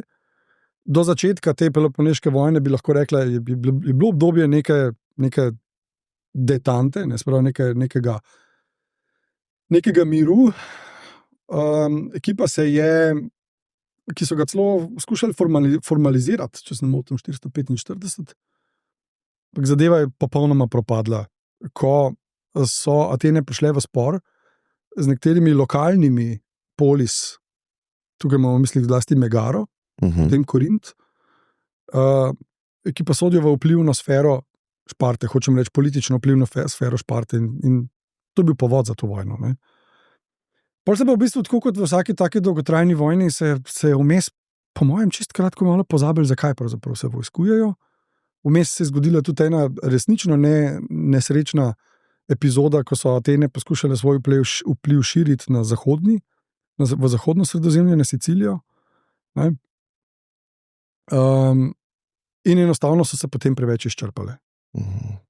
In 100 let je to trajalo? 30. A je 30? Sama vojna je trajala mačke na 27 let, ne?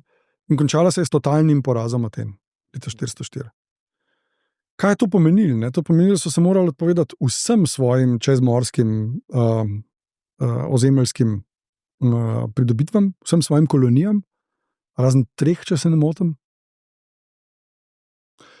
Morali so se odpovedati svoji vojski, morali so se odpovedati svoji impresivni mornarici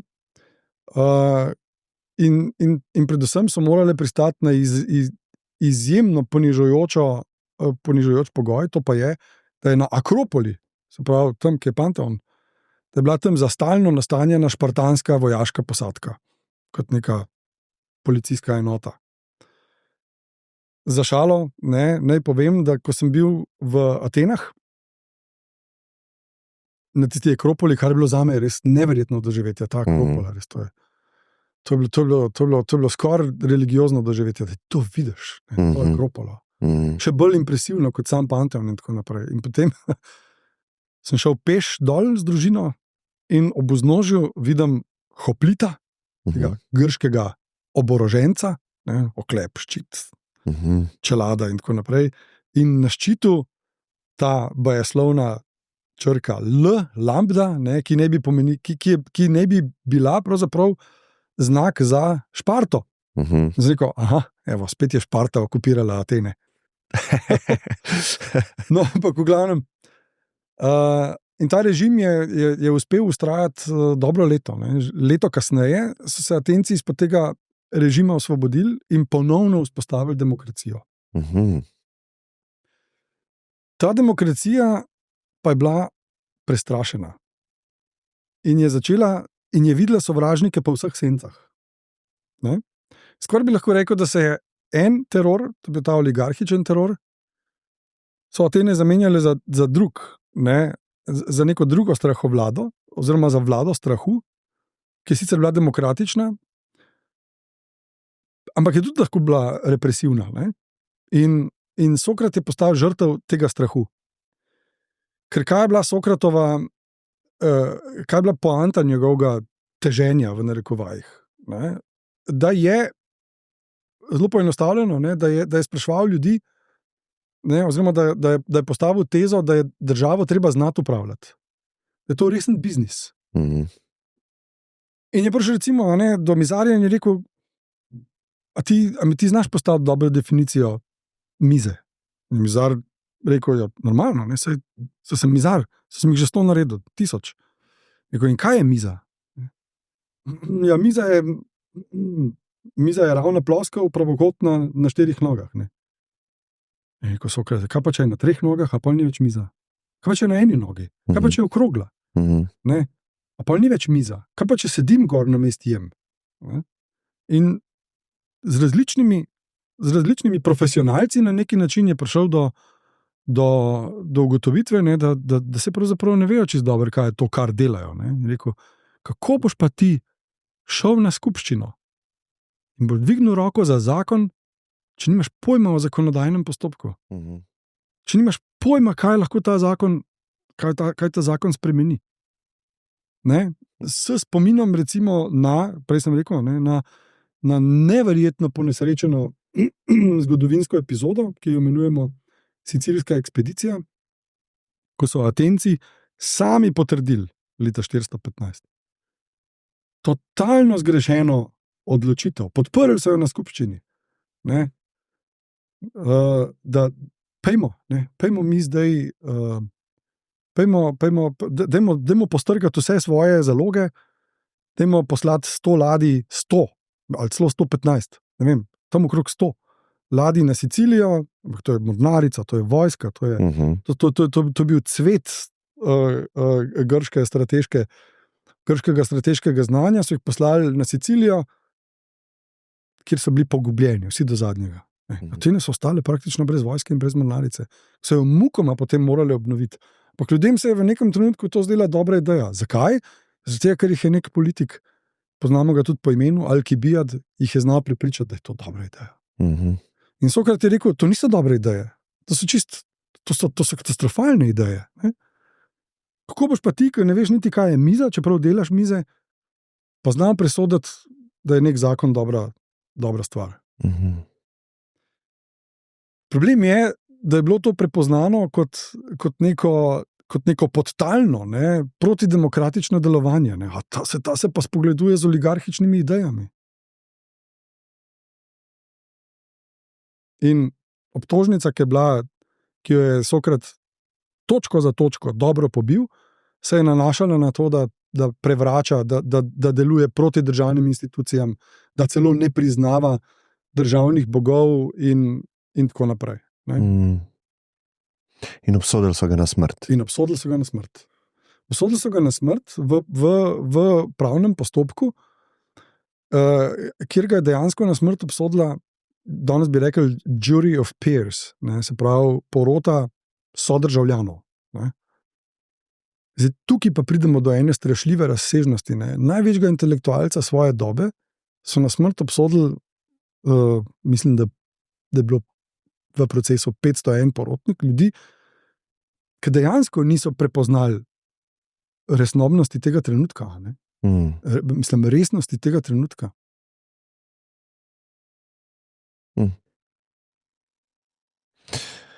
Ja, katero področje ali pa tematiko greva naprej, če greva linearno? Potem, je to klasično polobdobje? Zdaj smo pravzaprav že v izteku klasičnega obdobja. Okay. Mislim, da je to skoraj bi lahko rekel prelomnica. Zdaj, v zgodovini je redko kater dogodek čist zares prelomnica. To je tisto, kar nekateri zgodovini imenujejo konjunktura. Tisto zelo, zelo zgoščeno obdobje, ko se toliko stvari zgodi, da nikoli več ni tako, kot je nekoč bilo. Večinoma se te spremembe odvijajo v nekem malce daljšem časovnem obdobju. Sam bi torej rekel, da je ta pomembna prelomnica tukaj med letom 415 in 399, ko se v Atenah, ki dejansko lahko razumemo kot svetilnik antičnega sveta, stvari toliko zalomijo, da gre od takrat naprej samo še navzdol. Zdaj, zakaj pravim lih Atene? Zato, ker Šparta je imela še zmeraj isto družbeno ureditev, kot je imela pol tisočletja prej. Tam ni bilo, tja noben ni šel, po domače rečeno. Tako kot tista šala v Sibiriji, vsi vejo, kje je, pa noben noče tja. Sprav ni nekega napredka. Tam ni bilo napredka. Niso največji zgodovinarji, dramatiki, filozofi in tako naprej množično drli v Šparto. Ne, drli so v Atene, ker tam se je dogajalo. Tam so se ideje izmenjevale, tam so ljudje hodili na večerje, pa razpravljali med sabo, pa pa tako naprej, pa izmenjevali ideje. Tam so hodili na dramske, na religijske festivale, ki so bili obenem tudi dramski festivali. Tam so ugotavljali, kaj vse se, na koliko načinov se da razmišljati o res perečih problemih. Mislim, tipičen primer v Atenah. V Atenah je lahko nekdo šel pogledati Sofoklovo Antigono in tam ugotovil, saj res obstajajo državni zakoni, ampak obstaja pa tudi neka človeška etika, pa tako naprej. To je tam lahko ido, ne v Šparti. In ko se začne v centralni Grčiji ta propad, je nekdo oddaleč, so nekateri oddaleč opazovali, mogoče bi pa lahko mi tukaj kapitalizirali to stvar. Neko priložnost so videli, okno. Ja. In to je bilo na Makedonskem dvoru. Čakaj, kje sva te Perzice spustila, pa v bistvu ta... Začetek 5. stoletja, grško-perzijske vojne, 490, prva, 480, 479, druga. Niti ne moramo reči, da je bila vojna, pravzaprav so bili to konflikti. Sprav ni bilo tako, kot v filmu 300, da so prišli Perzijci z neko ogromno vojsko. Prišli. Aha, okay, to ni vprašanje, to so prišli. Ne? Zdaj, a jih je bilo res toliko, da je bilo vse črno od njih, je o tem se da diskutirati. Zdaj, ogromen o tem konfliktu dolgujemo enemu zelo globokemu vtisu, ki ga je doživel najpomembnejši avtor, ki nam je zapustil narativ o grško-perzijski vojni, to je bil Herodot. Ampak pri Herodotu moramo vedeti, da je bil doma iz Halikarnasa, ki je grško mesto v Perziji. Hočem reči, takrat je bila to že perzijska država.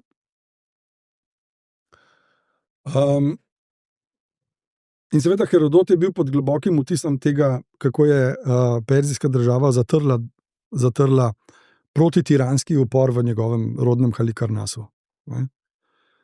In to je naredil tako vtis nanj, on je bil tudi izgnan, čeprav verjetno ni bil nič kriv. Ampak njegova družina je bila vplivna v tem Halikarnasu. Bil sicer premožen, tako da je lahko potoval.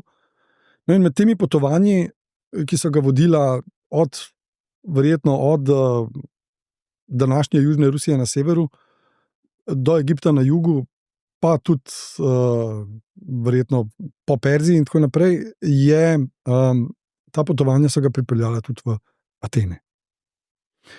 In v teh Atenah je videl, to je tako, kot če bi mi danes šla, ne vem, v New York, recimo, ali pa ne vem, kaj bi mogoče bilo, da te to čist prevzame. Center sveta, v bistvu. Center sveta. In tam je Herodot prebral nekaj poglavij, na glas pred publiko prebral nekaj poglavij te svoje zgodovine in jo je popolnoma očaral. Tako da so neko štipendijo dobil. Na kar se je domnevam, da je poskusil poiskati, kaj je bila zdaj tista velika kretnica, ki je to naredila v tej Grčiji. In videl jo je v grško-perzijskih vojnah. Tukaj. In zapustil nam je idejo, ki je v filmu 300 zelo poudarjena, da se je svobodni grški svet se je postavil po robu nesvobodnemu perzijskemu svetu. Svoboda. To je ta topos, svoboda. Pri čemer je malce manj znano, recimo, da je Perzijce k intervenciji v Grčiji nagovarjal Grk. Da je bil to izgnani Peizistra, to prej sem ga že omenil, sin, hočem reči, pobegnil je po atentatu na svojega brata, Hiparha. Skratka, ta Hipijas Grk je nagovarjal Perzijce k temu, da napadajo Grčijo, s čimer bi seveda sam spet prišel na oblast, ker bi bil perzijski oblasti prijazen in prijateljski in tako naprej. In Perzijci so imeli zelo dober razlog, oziroma imeli so zelo dober povod za to, da so v Grčiji videli veliko nevarnost. Namreč, konec 6. stoletja je prišlo v tej grški Joniji, to je ta turška obala, današnja, ki so Grki kolonizirali pol tisočletja prej, je prišlo do upora. Je prišlo do upora proti lokalnim tiranom. Kolovodja tega upora je bilo mesto Milet, ki je bilo eno najpomembnejših mest v tej Joniji. In kot je tudi sicer bilo v navadi med kolonijo in matično ustanoviteljsko polis, so prosili te svoje brate Grke za pomoč. In Atence so se odzvali. So tja poslali en kontingent svojih tako imenovanih hoplitev, ki jih lahko razumeva kot vojaške specialce tega časa. Mislim, en hoplit, ena dobra hoplitska falanga je bila kot neprebojen tank. In te hopliti so uspeli narediti ogromno škodo v naslednjih letih. Potem seveda, ko so se stvari obrnile proti Grkom, so Grke v Mali Aziji zapustili. Ampak perzijski kralj je logično moral razmišljati, pa če obstaja neka državna tvorba, na zahodu, ki lahko kar tako pošlje en kontingent težko oboroženih hoplitev, ki pridejo v samo osrčje te malo azijske satrapije, pa mi tam razdajajo prestolnico, pol so verjetno nevarni. In ta prva ekspedicija leta 490 je bila kazenska ekspedicija, na katero so se Perzijci zelo slabo pripravili. Mislili so, da bojo lahko poslali 3-krat močnejšo vojsko, pa bojo že opravili s temi upornimi Grki. Niso računali na to, da je to še ena pomembna pridobitev, ki prihaja na nek način od Solona, in sicer ta razredna, niti ne bi rekel državljanska, ampak znotraj razredna zavest. Vračava se k tisti Solonovi reformi, ki smo rekli, najbogatejši so imeli svoje dolžnosti, tisti srednji razred, ki ni imel denarja za konja, da bi se s konja vojskoval, imel pa je denar za opremo, se je vojskoval peš. Zdaj si malo sposodil, ameriška vojska bojda tako deluje, da so uvedli to izrazito etiko prijateljstva med vojaki. Da tudi ko nimajo, tudi ko se ne pripravljajo, pa košarko igrajo skupaj. Pa ne vem, kaj delajo. Zato, da so res buddy. In pri Grkih v takšnih polis se je ta znotraj razredna zavest močno okrepila. Nujna je bila za kohezivnost na bojnem polju. In zdaj prideva tudi do te opreme, do teh zaprtih čelad in tako naprej. Če imaš ti to zaprto čelado, tista tipična čelada korinskega tipa, ti ne moreš gledati levo, desno, se nič ne vidiš, lahko gledaš sam naprej. In se moraš zelo, zelo zanašati na tistega na levi, ki je v paru s tabo, temu paru se reče zeugma, zato se oni imenujejo zeugiti. Se moraš zelo zanašati na tistega na levi, da ve, kaj dela. In imeli so, lahko bi rekel, mirnodobne institucije, kjer so se telesno urili, tudi ta kult lepega telesa, mišičastega natreniranega telesa. To je vse bilo v funkciji tistega rimskega reka. Če hočeš mir, se pripravljaj na vojno. Marsikakšen umetniški izdelek nas na to opozarja. Tisti slaven metalec diska. Kaj pa je to? To je športna disciplina, ki je nujna na bojnem polju. Pobereš, kar leži na tleh in vržeš proti nasprotniku. In tako naprej. In na to Perzijci niso računali. Zato so Grki lahko razmeroma z lahkoto opravili s tem prvim ekspedicijskim korpusom. Na drugo ekspedicijo so se Perzijci mnogo bolje pripravili. In so pripravili mornarico, so pripravili kopensko vojsko, ki je bilo treba na več mestih ustavljati.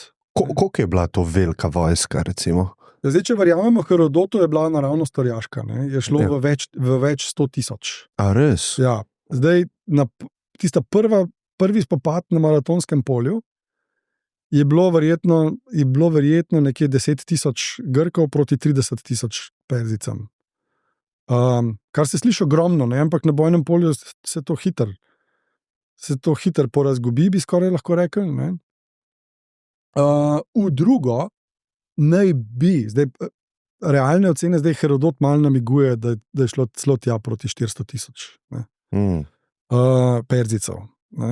Zdaj, Špartanci so v najboljših časih lahko na bojno polje postavili 60-70,000, ali pa mogoče 100,000 hoplitov, Atenci v najboljših časih 30-35,000.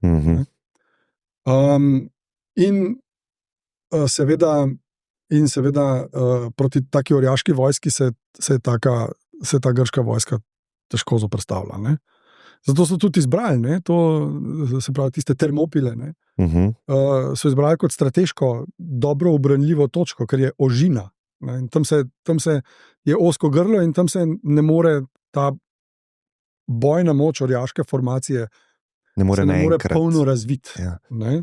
Koliko pa je to res ta zgodba o 300 Špartancih, ki so zaustavili mnogo večjo vojsko? A to je nek mit? Ali to je močno mitizirana zgodba.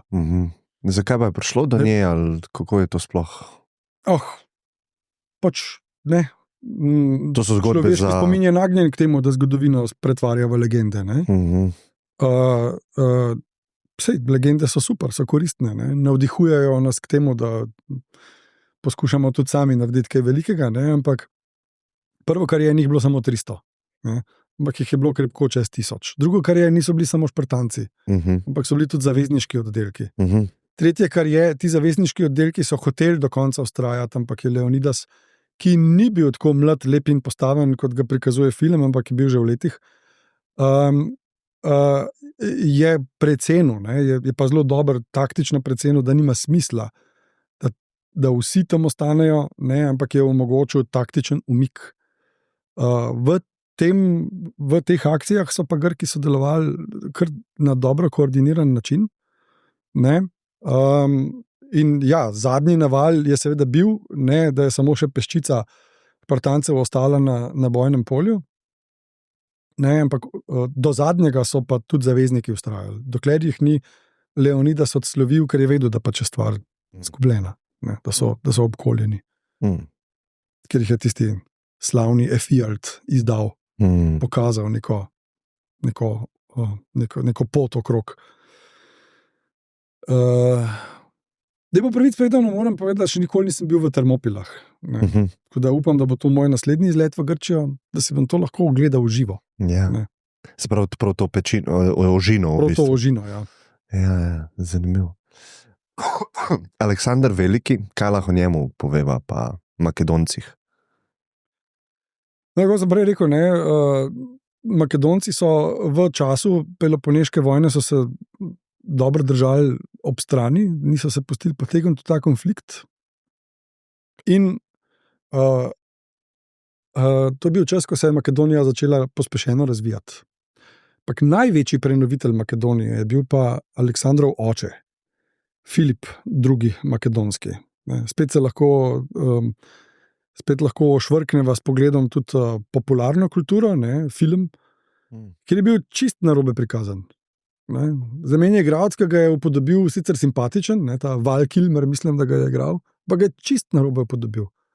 Upodobil se ga kot nekega brutalnega pijanca, v resnici bil pa izjemno spreten diplomat in zelo, zelo dober strateg, ki je znal in mikro in makro taktično razmišljati. On je uspel sredi 4. stoletja to svojo makedonsko državo do konca renovirati. Do konca jo je uspel modernizirati. Sicer je imel zelo dobrega učitelja, svojo mladost je namreč preživel na Tebanskem dvoru, se pravi Tebe v Bojotiji, kjer je bil, lahko bi rekla, na nek način interniran kot talec. Ne? Ko je za kratek čas postal mega zvezda v grškem prostoru, tebanski vojskovodja po imenu Epameinonda. In od njega se je Filip taktično marsičesa naučil. Tako kot državnik, kot tudi kot taktik. In Filip je prenovil in vojsko, in tudi makedonski dvor in njegovo socialno strukturo, ki je bila do tistega časa kar precej zastarela. O Makedoniji vemo pravzaprav razmeroma malo, iz istih razlogov, o Makedoniji pred Filipom. Vemo razmeroma malo, celo niti vseh imen makedonskih kraljev ne poznamo. No, to je pa zdaj tretja, oziroma četrti ustavni model, Makedonija, ki pa je monarhija, skoraj bi lahko rekel v malo da ne modernem pomenu besede, ozemeljsko velika država z enim kraljem. Ne dvema ali pa s kakšnim svetom uradnikom, pač kraljevina. Klasična monarhija. Filip je prišel na oblast, tako da je kot regent mladega kralja Perdika je poskrbel, da je ta mladi kralj mlad umrl. Kako misliš to? Ne vemo natanko kako, ampak najbrž ne naravne smrti. Okay. No in Filip je kraljestvo. Zanimivo je, ne, da je, zdaj, če je resnično ali ne, je pokrifno ali ni pismo. Prej smo menili, da bi Aristotel Aleksandrov učitelj, ne, Filip je celo pisal Aristotelu. Ko se je Aleksandr rodil, ne, in mu je napisal menda nekako tako, da je sicer zelo vesel, da se je rodil njegov sin, ampak da najbolj vesel pa zato, ker se je rodil v času, ko si ti, Aristotel, živ in boš lahko njegov učitelj. No, in Filip je Aleksandru zapustil eno tako izjemno močno državo z močno vojsko, predvsem pa z enim prav posebnim statusom, z statusom države, ki je bila sprejeta v zvezo držav, ki imajo poseben status varuha Delfskega zatočišča. Državo, ki je imela tako rekoč hegemonski status v na novo ustanovljeni panhelenski zvezi in v kateri je imel makedonski kralj vlogo maščevalca krivic, ki so jih Perzijci povzročili Grkom. In zato, in predvsem zato, je komaj 20-letni Aleksander, ko je prevzel oblast, potem najprej je sicer moral neposrednim sosedom pokazati, kdo je šef v regiji, Ilirom pa Trčanom. Potem je obnovil Filipova prizadevanja in zato, se pravi, predzgodba je Filipova, vojska je Filipova, Aleksander pa potem uresniči ta načrt invazije na Perzijo. To kot maščevanje ali kot razširjanje ozemlja? Pravno gledano, temu v antiki nasploh rečejo casus belli, se pravi nek pravni razlog za vojno, je maščevanje krivic, ki so jih Perzijci povzročili v drugi grško-perzijski vojni. In tukaj vidimo ta velik premik v samo razumevanju Makedonije. Razumejo se kot Grke. In oni imajo zdaj Atene niso v Makedoniji. Perzijci so požgali Partenon, ki bi sicer so ga še gradili. Perzijci so požgali pa v Aten, divjali po Atiki in tako naprej, ampak Makedonci pa zdaj to maščujejo. Sicer z grškimi zavezniki, ki so pa prispevali razmeroma malo vojske, več ladjevja, ampak razmeroma malo vojske.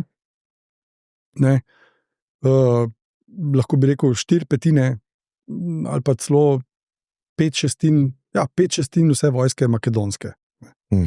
In začne se ta pohod, ki spet kmalu izzveni, izgubi svoj temeljni namen, postane pravzaprav neka ekspedicija, ki je bolj samo tavanje po Perziji. In edino, kar je pravzaprav povzročil, je, da je končal vladavino ene države, ki jo sicer zgodovinsko demoniziramo zaradi vloge v grško-perzijskih vojnah, pa v resnici pa bila, prvič moramo povedati, bila en faktor stabilnosti na Bližnjem vzhodu. Potem se je začel... Po Aleksandrovi smrti se začne 50-letno obdobje državljanskih vojn oziroma vojn med nasledniki, ki je traumatično. Zakaj pa je bil Aleksander tako uspešen vojaško? Ker nekje sem gledal, neke te inovacije so bile v vojskovanju, neke take zelo dolge sulice, kako se jim reče? Da se reče sarisa. Ja. Nekaj metrov, 5-metrske. 5-6-metrske sulice, ja. Ja, to je v bistvu ena malo prilagojena falanga, ki je podobna ježevcev. Praktično neprebojna, če sodeluje dobro konjenico. Se pravi, oni so se dali v neko enoto, velike ščite so imeli, pa ven te dolge sulice in v bistvu je bila taka neprebojna. Tako. Zato ni moderna vojska. Je pa vojska, ki ima to tehnološko prednost. Je vojska, ki je narejena izrazito za vojskovanje na velikih odprtih ravnicah. Kaj boš tisto tako vojsko v kakšni soteski? Ali pa v mestu. Tisto z ulice nič ne moreš. In drugo, kar je, to je vojska, ki temelji na disciplini. Se o tem bova mogoče še pri Rimljanih govorila. To je najbolj važno. To je pri nemodernih vojskah daleč najbolj važno. Disciplina. In tukaj, pri tej falangi, ki je bila precej nemobilna, ne, pri tej makedonski falangi, ki nastane kot odgovor na tako imenovano tebansko falango. Tle se je Filip, ki je makedonsko falango iznašel na neki način, se je učil, ko je videl, kako so bili Tebanci uspešni proti Grkom z neko taktično inovacijo, ne, tako imenovane poševne falange, ne, je Filip opazoval, se učil in iznašel formacijo imenovano makedonska falanga, ki pa je bila uspešna samo toliko časa, dokler se ni srečala z rimskimi centurijami in manipuli. Dokam pa je Aleksander prišel? Do reke Ind. Do Indije. Do Indije, ja. Čist celo Perzijo. In tam je umrl. Ne, umrl je po tistem, ko se je že vrnil nazaj. Umrl je v Suzi ali v Perzepolisu, ta hip pa zdaj ne vem. Za posledicami bolezni, ki ni bila zadovoljivo opisana. Nekje sem pa prebral, da je morda trpel za sifilisom. Namreč nekje na sredi tega pohoda se je njemu na nek način pomračil Začel je doživljati veliko osebnostno transformacijo, že po tistem, ko je osvobodil Perzepolis, se pravi prestolnico Perzije, je samega sebe začel razumeti kot naslednika svojega premaganega nasprotnika, Dareja. In je tudi potem preganjal njegove morilce. Dareja je umoril en njegov podrejeni, en satrap, ki je mislil, da bo verjetno s tem kaj pridobil, ampak ne. Zdaj se je Aleksander začel razumeti kot maščevalec Dareja. Darejevemu dvoru je zagotovil nedotakljivost. Potem pa je začel tudi do svojih kolegov, ne samo do svojih kolegov, ampak do vojskovodij, do generalov, ki so bili po možnosti starejši od njega, ki so bili še Filipovi kolegi. Je začel nastopati izrazito tiransko. In tukaj zato tudi nekateri mislijo, da je morda, da je mogoče, prebral sem pač eno teorijo, da bi to mogoče bilo nekako, da bi lahko pojasnilo, da bi sifilis lahko pojasnil to postopno mentalno propadanje. Ker vpliva tudi na uma, ne? Ja, v poznejših stadijih. Morgani propadajo v kasnejših stadijih, ne, tiste bakterije ali ne vem kaj. No in čist takoj je njegova država razpadla. Najprej na posamezne upravne enote, tako imenovane satrapije, v naslednjih 40 letih pa potem skozi serijo različnih spopadov, medsebojnih povezovanj in tako naprej na 4 oziroma kasneje 3 tako imenovana helenistična kraljestva. Egipt, Perzija in Makedonija. Tam leta 280 je teh konfliktov konec in začne se nepreklicno, takrat je že zdavnej konec klasičnega obdobja, nekateri ga povezujejo z Aleksandrovo smrtjo. Sam bi dejal, da moramo v resnici celo 4. stoletje razumeti kot čas propada, vsekakor pa trenutek, ko koncept posameznih polis, ki se združujejo v neka nenačelna zavezništva, ko propade ta koncept proti Makedoniji, to je pa sredi 4. stoletja, je jasno, da je tudi klasičnega obdobja na neki način konec. In začne se helenizem. Ki je zadnje obdobje izrazito grške zgodovine. To je obdobje zgodovine, v kateri so Grki še vedno glavna kulturna sila, njihove posamezne, zdaj pa te helenistične kraljestva niso nujno grška. Makedonija je čist grška, ampak Perzija ima pa grško vladajočo elito. pa predgrško prebivalstvo. Egipt ima vladajočo grško elito, pa egiptovsko prebivalstvo. Ne? Egipčani, Judje, Grki, seveda tudi in tako naprej. Ne? So, lahko bi rekel, zelo kozmopolitske, zelo kulturno mešane države, kjer pa vlada nek razmeroma tenek sloj grških vladajočih elit, ne? Ki vladajo kot kralji. In dokdaj to obdobje traja? Do razpustitve uradne, zdaj spet v zgodovini ga postavljamo, ne, se pravi, do razpustitve zadnjega samostojnega helenističnega kraljestva, to je pa Egipt. Lahko rečeva zdaj, lahko izbereva različne letnice, ampak načeloma pa do takrat, ko postane Oktavijan prvi rimski cesar in razpusti, ne, se pravi, nastavi v Egiptu, oziroma Egipt pretvori v provinco posebnega pomena. In tako se nekako zaključi to obdobje stare Grčije? No, sej to je, ne, v resnici ne. V resnici ta grška kultura živi in dela naprej, zato sam stojim na stališču, da helenizmu kot dobi ne moremo postaviti nekega časovnega zaklepaja. To mi naredimo zato, da se študenti lažje naučijo ta obdobja, pa da je nam malo lažje to. Jaz v resnici ne verjamem čisto zares v te časovne delitve. Ja. Sam bi skoraj rekel, da pač helenizem čisto zares nima konca. A je mogoče zdaj pravi čas, da govoriva o Rimu? Ja. Je? To ti bolj všeč? Za govoriti o Rimu je vedno dobro.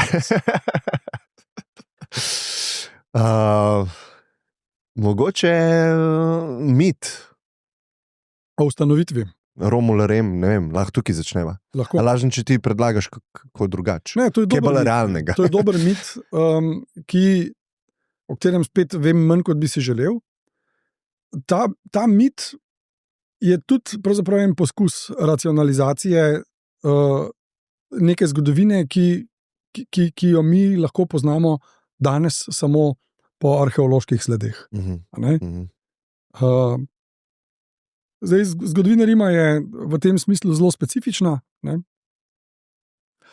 Ampak zgodba pa mogoče bi moral tako reči, ne? Že to, da so ta mit o Romulu in Rimu tudi Rimljani sami zelo korigirali, ne? Da so ga zelo dopolnjevali, da so mu poskušali ustvariti predzgodovino, ne? Navezati ta mit na mit o Troji, o trojanski vojni, tako naprej. Ne? Že to je samo po sebi kar zgovorno, ne? Se pravi, da je ta mit tak. Mit je verjetno ni samo latinski, ni samo rimski, ampak je vsaj osrednje italski. Mogoče ima veliko elementov iz etruščanskega prostora. Ne? Zelo preprosto govori o tem, da sta bila Romul in Rem sinova, da sta bila sinova Rea Silvije, ne, vestalske svečenice, ki je bila hčerka kralja mesta Alba Longa. Mesto Alba Longa je pa ustanovil sin trojanskega junaka Eneja. Tukaj pridemo do te navezave na Trojo. Ne. Iz goreče Troje zbeži samo Enej, ne.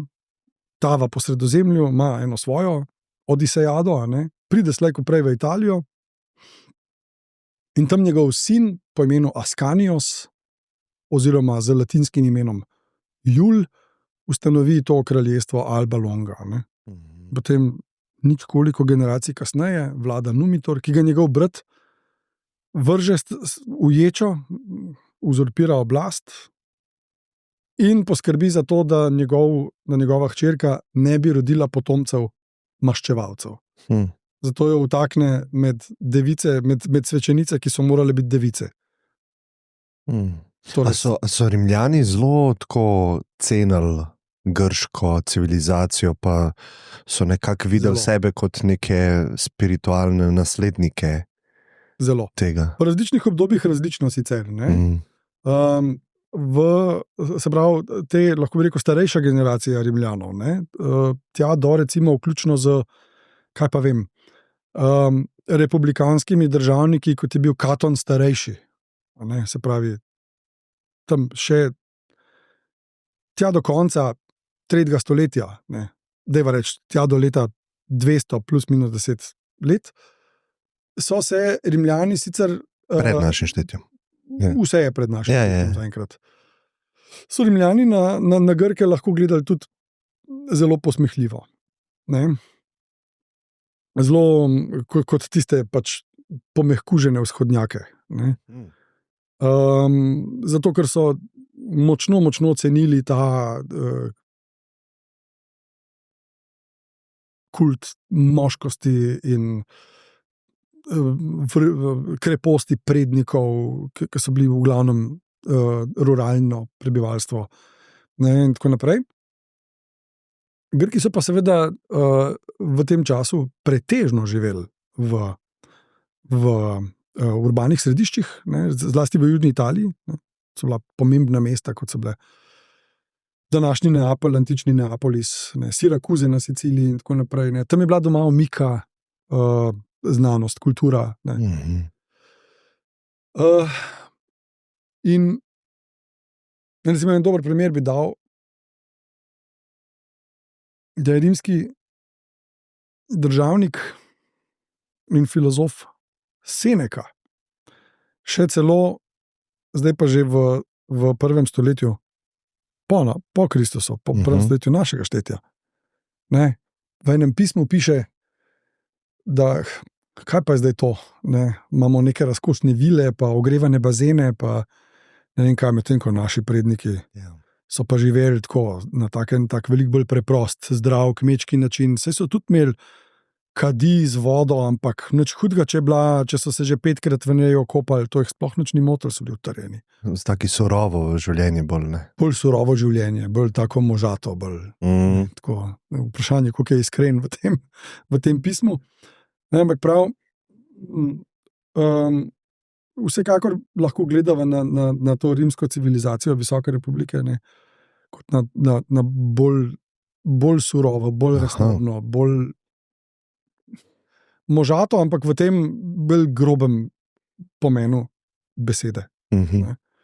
Velika krivica bi bila seveda misliti oziroma pritrditi temu rimskemu naziranju, da Grki so bili pa neki pomehkuženi. Zato, ker mislim, da imamo pri Plutarhu nekje ohranjeno, ampak zdaj nisem prepričan.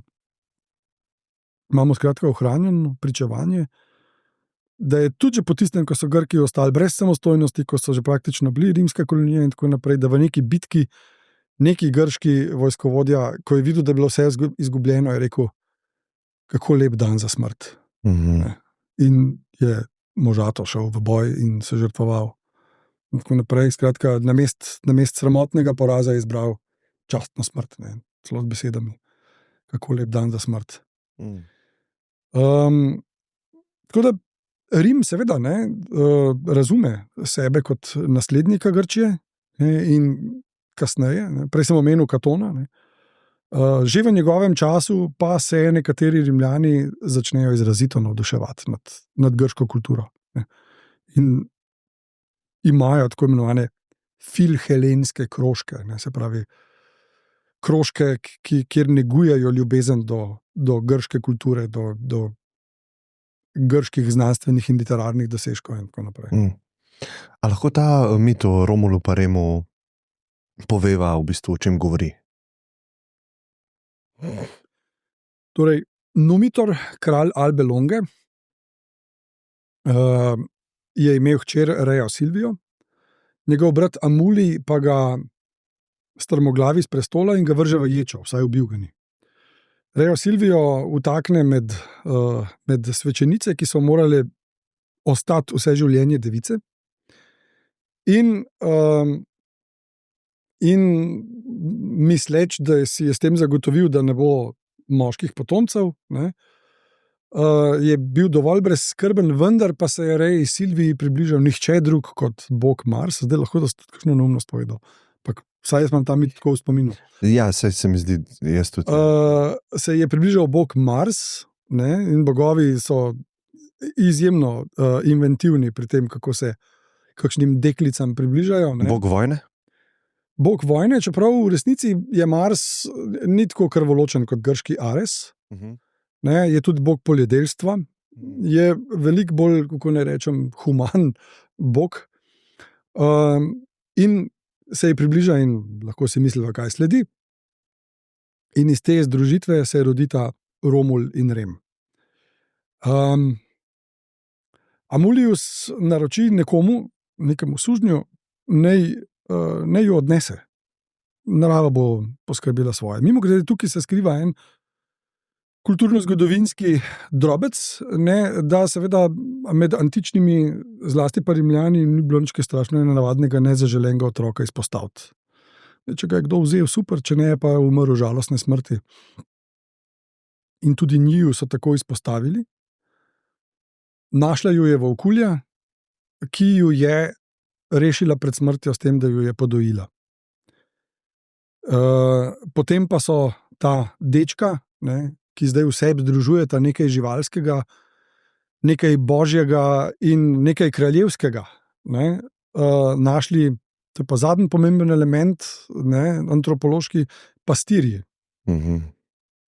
Mimogrede, za intermezzo, jaz sem nekoč poznal enega fanta, ki je pasel ovce.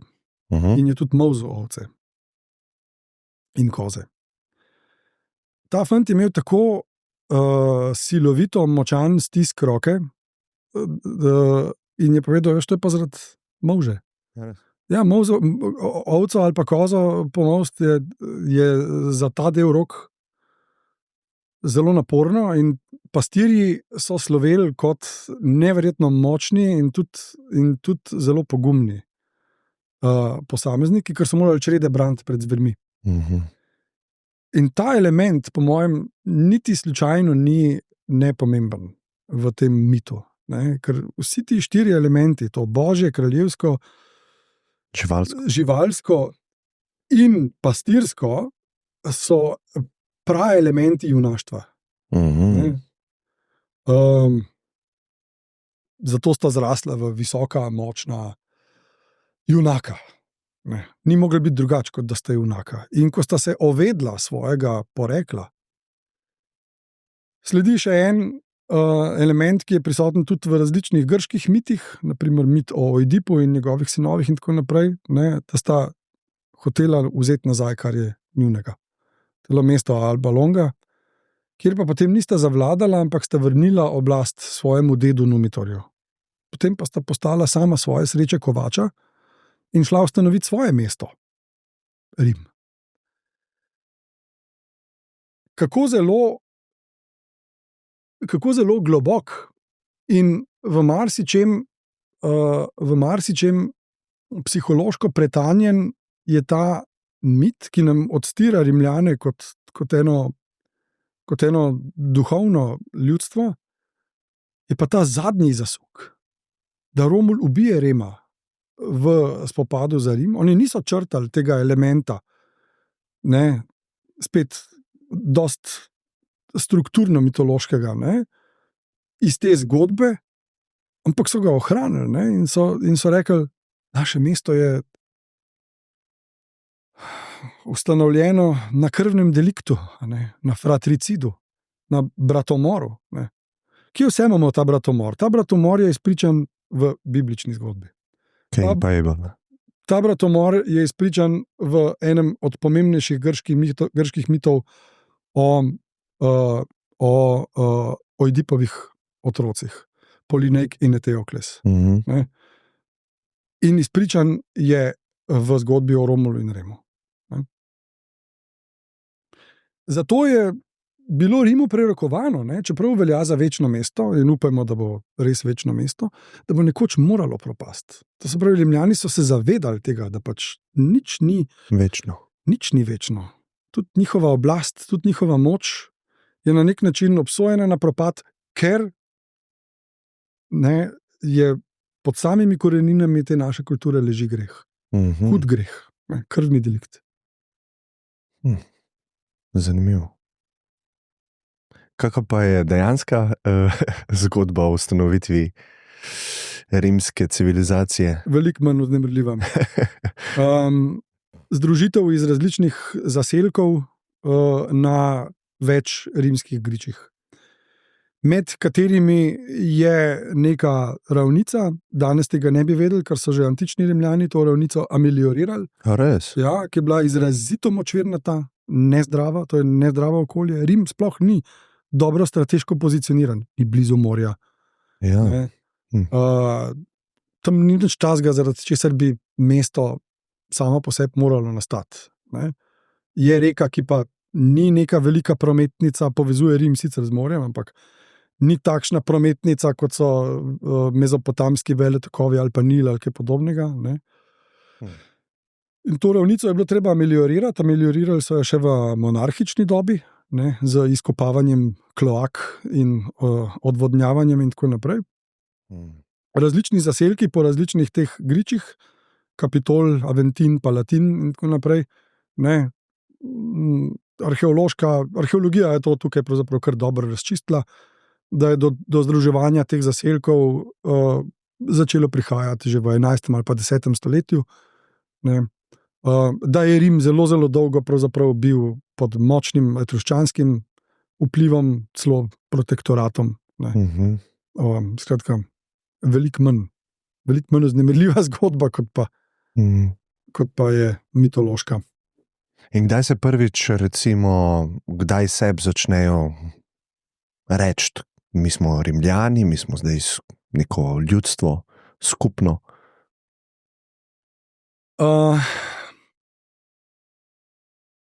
Mislim, da je prvi napis, kjer se pojavlja izraz,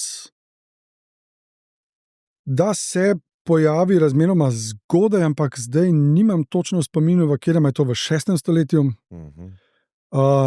ali je nekoliko kasneje. Vsekakor je etimologija imena zavita v tančico, tudi Rimljani sami niso čisto dobro vedeli. A je to ime, ki izvira od Romula, ali je ravno nasprotno Romul junak, ki je dobil ime po romanih Rimljanih. Ampak ta identiteta, ta rimska identiteta je v monarhični dobi vsekakor že usidrana. In kako se razvija potem ta civilizacija od zgodnega obdobja pa naprej? Tudi Rimljani imajo 3 ustavno-pravne faze. Najprej je monarhija, potem je republika in nazadnje cesarstvo. No, in da malo preskočiva tole monarhično dobo, ki je spet zgodovinsko najslabše izpričano, iz zelo dobro znanih razlogov. Kaj so uničevali, kakšne vire? Ja, prihajali do velikega uničenja. Prišlo je do velikega uničenja, ampak zunanjega. Tudi točno vemo, to je bila tako imenovana galska katastrofa. V začetku 4. stoletja so Kelti udarili v Italijo, prišli do same osrednje Italije in tudi oblegali Rim. In takrat je Rim v uničujočem požaru tudi zgorel. Takrat je propadel in prvi zakonik. In kar je bilo do takrat ohranjenih arhivskih virov, vse to je propadlo in je bilo treba kasneje rekonstruirati.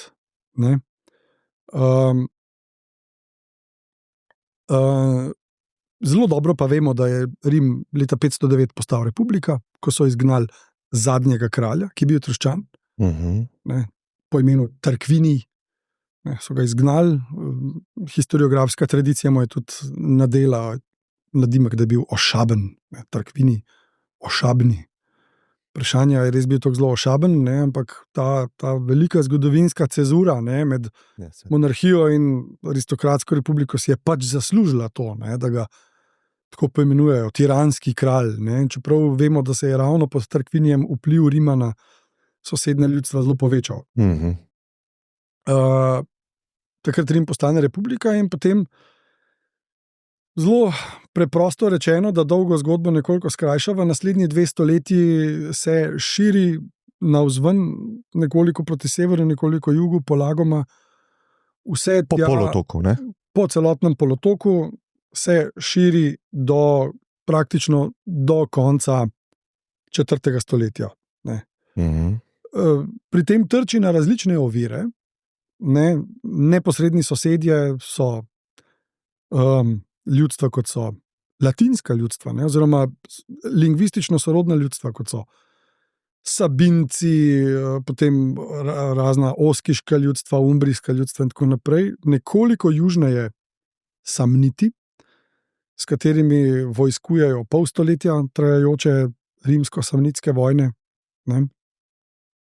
No, in ko te vojne končajo, so naslednji na vrsti Grki, ki so živeli v južni Italiji od tako imenovane grške kolonizacije naprej, skoraj že pol tisočletja. Potem počasi pride na vrsto Sicilija in tako naprej. Ne? In takrat Rim postane, lahko bi rekel, nek regionalni powerhouse. Ne? Neka regionalna, osrednja mediteranska velesila. Prvi sosedje na jugu so Kartažani, v severni Afriki, pa na Siciliji. Na Siciliji so tudi Kartažani? Na Siciliji, na zahodnem delu Sicilije so tudi kartažanske, se pravi, kartažanske kolonije, medtem ko na vzhodni pa južni Siciliji so pa grške kolonije. In tja Rimljani posežejo, ko pride seveda tudi do konfliktov med Grki in Kartažani na Siciliji, so Rimljani povabljeni kot grški zavezniki, da se vmešajo, in to je razlog za prvo tako imenovano punsko vojno ali vojno s Kartažani, sredi 3. stoletja.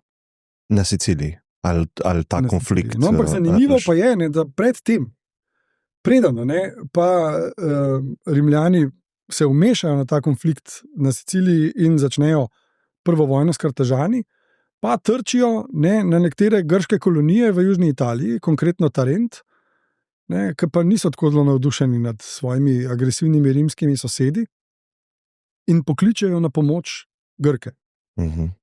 Iz Makedonije, zdaj, iz makedonskega helenističnega kraljestva. To niso več tisti isti Grki kot takrat, ko je Tarent kot kolonija nastal. Pa vendar, Grki pridejo na pomoč, pride ta slavni Pir, ki ima s sabo helenistično vojsko po vzoru Aleksandra Velikega. Dolge sulice, disciplinirana profesionalna vojska. Takrat se Rimljani naučijo vojskovati proti taki disciplinirani, organizirani vojski. Ugotovijo,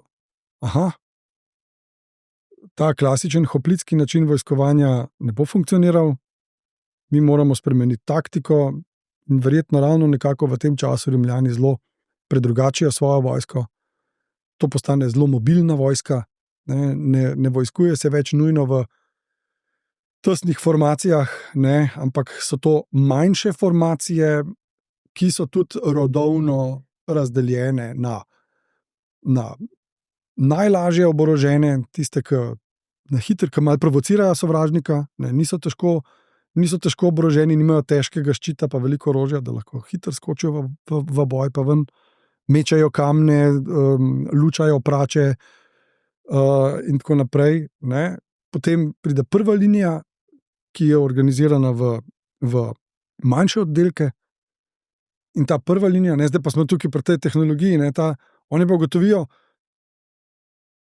se unimajo 5-6 metrske sulice, se sploh ne moremo do njih. In bomo pa kopja metali. In jim mečajo najprej lahka kopja, ki se imenujejo verutum ali pa telum. In tisto lahko kopje nima dosti druge, tisto lahko kopje so ščiti lepo zadržali. Problem je samo, da to kopje se je zadrlo v ščit, in pa ga ni bilo lahko. Ta ščit je nenadoma postal neuporaben. Takrat pa rimska vojska se spusti v hitrejši tempo proti sovražniku. In zdaj ne vem, ali je to bilo že tukaj, ampak kasnejša zlasti cesarska vojska se vojskuje tako, da se vojskuje v tišini. Kar je spravljalo nasprotnike v paniko, v grozo. Ker nasplošno so se antične vojske vojskovale v hrupu, z bojnimi kriki in tako naprej. Rimljani pa v tišini. In prvi bojni krik je bil, ko so odvrgli težka kopja. In zdaj, medtem ko se ti ukvarjaš s tistim ščitom, z unim kopjem proti tebi, že leti prva salva teh težkih kopij, in potem druga in naslednja, ker se te legionarji, ko odvržejo ta kopja, umaknejo nazaj. Tisti, ki jih še imajo, stopijo naprej in še oni odvržejo in tako naprej. Spet disciplina. In Rimljani gotovijo, na tak način bomo mi porazili te bogate vojske po možnosti plačancev. Ne? Tukaj pridejo v stik z grško bojno tehnologijo, prvič, ne, v začetku 3. stoletja, v teh tako imenovanih Pirovih vojnah. In od takrat naprej postanejo neustavljiva sila. Vojska, ki je naslednjega pol tisočletja praktično nihče ne bo porazil. Ampak ta izraz Pirova zmaga, ne? To pomeni, da zmagaš, ampak si izgubil... Zmagaš bitki, ampak izgubljaš vojno. Aha. Pir je bil verjetno eden od 5 najboljših vojskovodij antike. Bil je neverjetno sposoben, briljanten taktik, dober strateg, ampak imel je to težavo, ki jo je imel kasneje naprimer tudi Hannibal. Z svojo profesionalno vojsko se je vojskoval na tleh nasprotnika, ki ga je demografsko podcenil. Rimljani so imeli to možnost, da so svoje izgube nadomeščali in so se učili. In v tej razmeroma kratkotrajni vojni so se veliko naučili. Predvsem pa je njihova zelo specifična ekonomija, ki je temeljila na familiji in na agrarni produkciji, to podpirala. Oni so to zmogli. Oni so imeli izrazito mlad demografski režim, družine z veliko otroki, in so lahko nadomeščali. Pri čemer moram poudariti, da je v tem času to bila še milicijska vojska, se pravi državljanska vojska, kjer so spet državljani sami financirali svojo opremo in tako naprej in so šli v vojno zaradi časti, zaradi bojnega plena in tako naprej in predvsem z vedenjem, da grejo v vojno za par mesecev, pa nazaj domov. Vojne so bile kampanjske. Tako da Pir ne bi slavno dejal, da še ena taka zmaga, ko je zadnji zmaga, še ena taka zmaga, pa bo po nas. Zanimivo. In to je zdaj govoriva o republiki, a ne? To je še vedno republika, ja. Kakšno je bilo pa življenje v Rimu v tem času?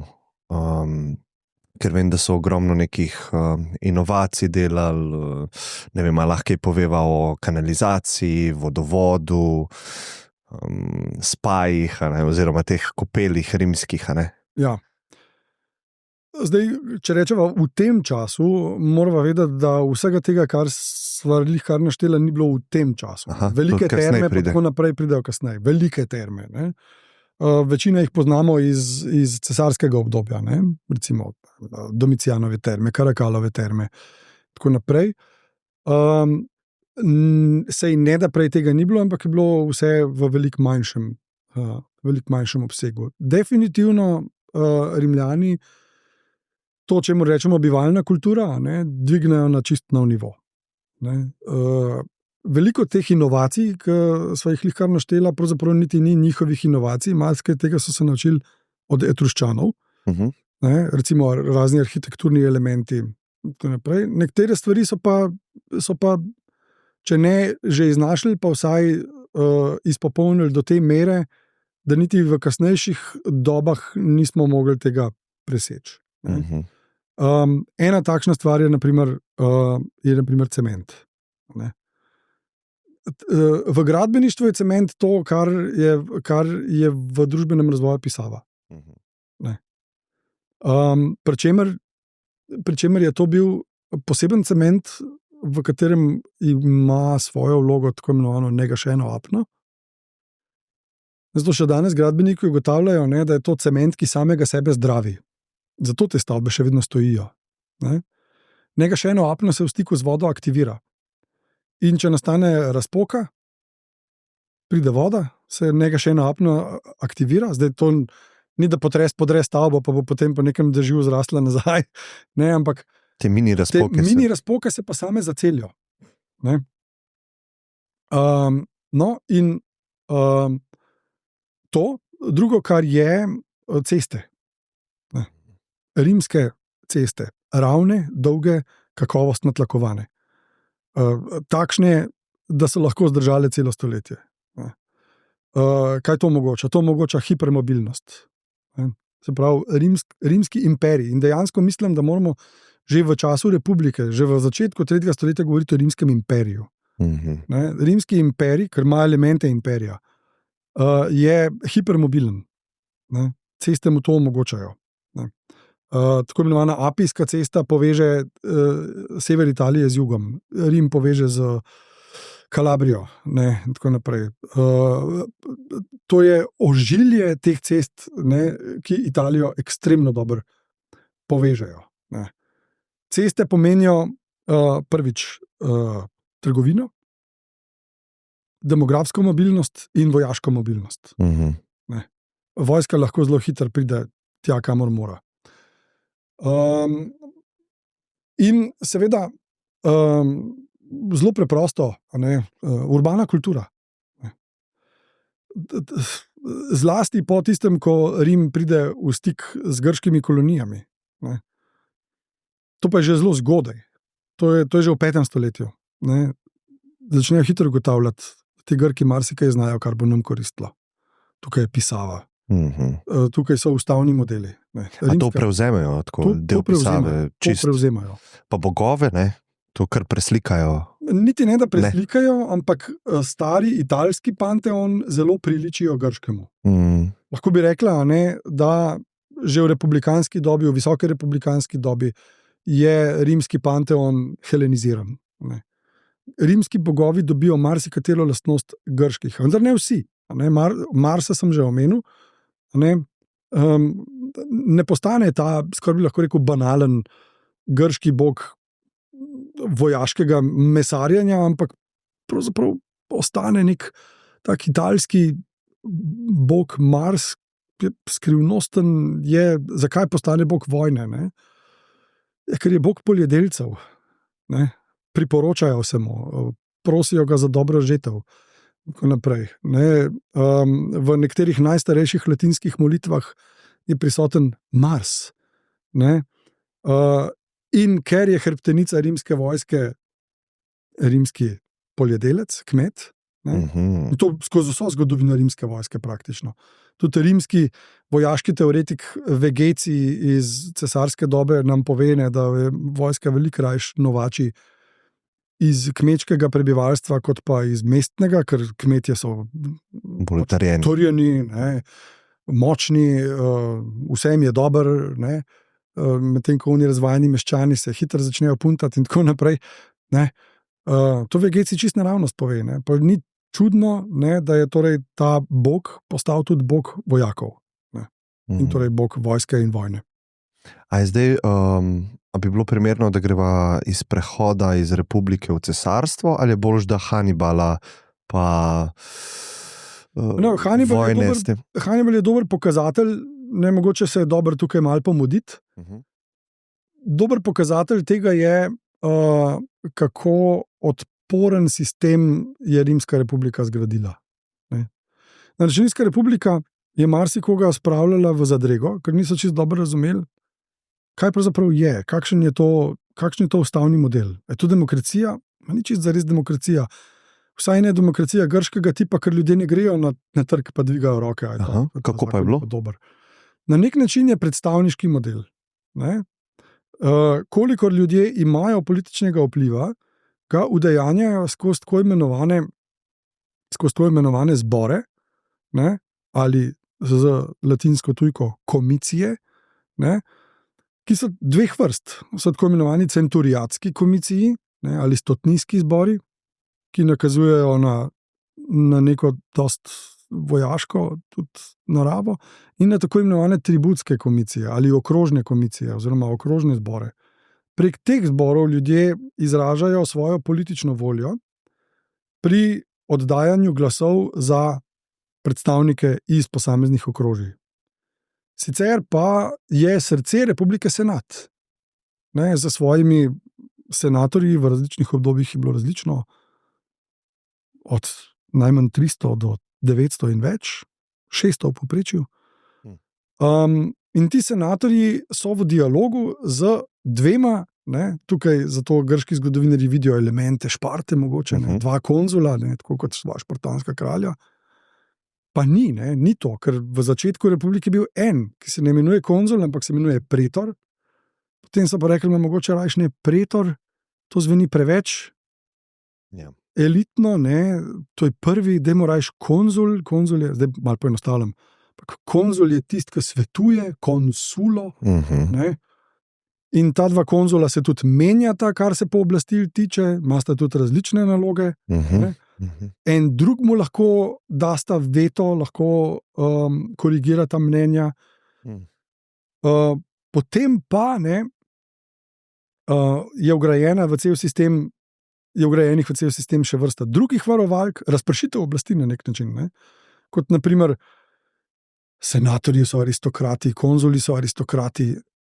Tudi plebs mora imeti neko svojo besedo in mora biti zaščiten proti samovolji aristokracije, zato se uvede institut ljudskega tribuna, ki ima tudi eno izjemno močno, eno skoraj bi lahko rekel največje polnomočje, ta neverjetna globina razmišljanja, ne, da rečejo, zdaj bomo pa mi tam imeli nekoga, ki pa ni sam po sebi aristokrat, ki pride iz vrst plebsa in zagovarja interese plebsa na tak način, da lahko da veto na to, kar sprejme senat ali pa konzula. Sprav neke varovalke. Ogromno varovalke. Tudi zakonodajni postopek je neverjetno zapleten. Od predloga do takrat, ko je zakon stopil v veljavo, je nič koliko ovinkov mimo različnih institucij, ne, mimo mnenja zakonodajno-pravne službe, svečenikov, ki ugotovijo, a se bogovi nasmihajo temu zakonu ali ne, glasovanja v senatu, javnega branja, potrditve zakona, skratka. Ne, republika je počasi delujoč, ampak zelo premišljen sistem, ki je bil dizajniran za to, da ne pride do neravnovesij, ampak ker so se zavedali tega, so rekli, mogoče pa pride trenutek, ko pa ni dobro, da se tako počasi odločamo. Pa treba se hitro obrniti. Takrat bomo pa suspendirali vse te institucije in bomo za pol leta oblast dali v roke enega človeka, ki bo dobro ali pa slabo presodil. In temu se reče diktator. Diktator pomeni... Sprav nek krizni menedžment. Ko zahteva situacijo. Ne? Diktator v takem najbolj dobesednem prevodu bi čisto preprosto pomenilo narekovalec. In on narekuje, zdaj pa to, zdaj pa to, zdaj pa to. In ko pride Hannibal v Italijo, se ta institut vklopi. Kdaj pride Hannibal v Italijo? Pa zakaj? V Italijo vdre leta 218. Povod je zelo jasen. Ne? Rim začne posegati, verjetno zavestno, na interesno območje Kartagine v Španiji. Torej, Kartagina ima svoje čezmorske kolonije tudi v današnji Španiji. Se pravi, oni so bili primarno na severu Afrike, tako? Vpliv so imeli pa na jugu Španije. Ali pa... Španija, današnja Sardinija, Korzika. Ne?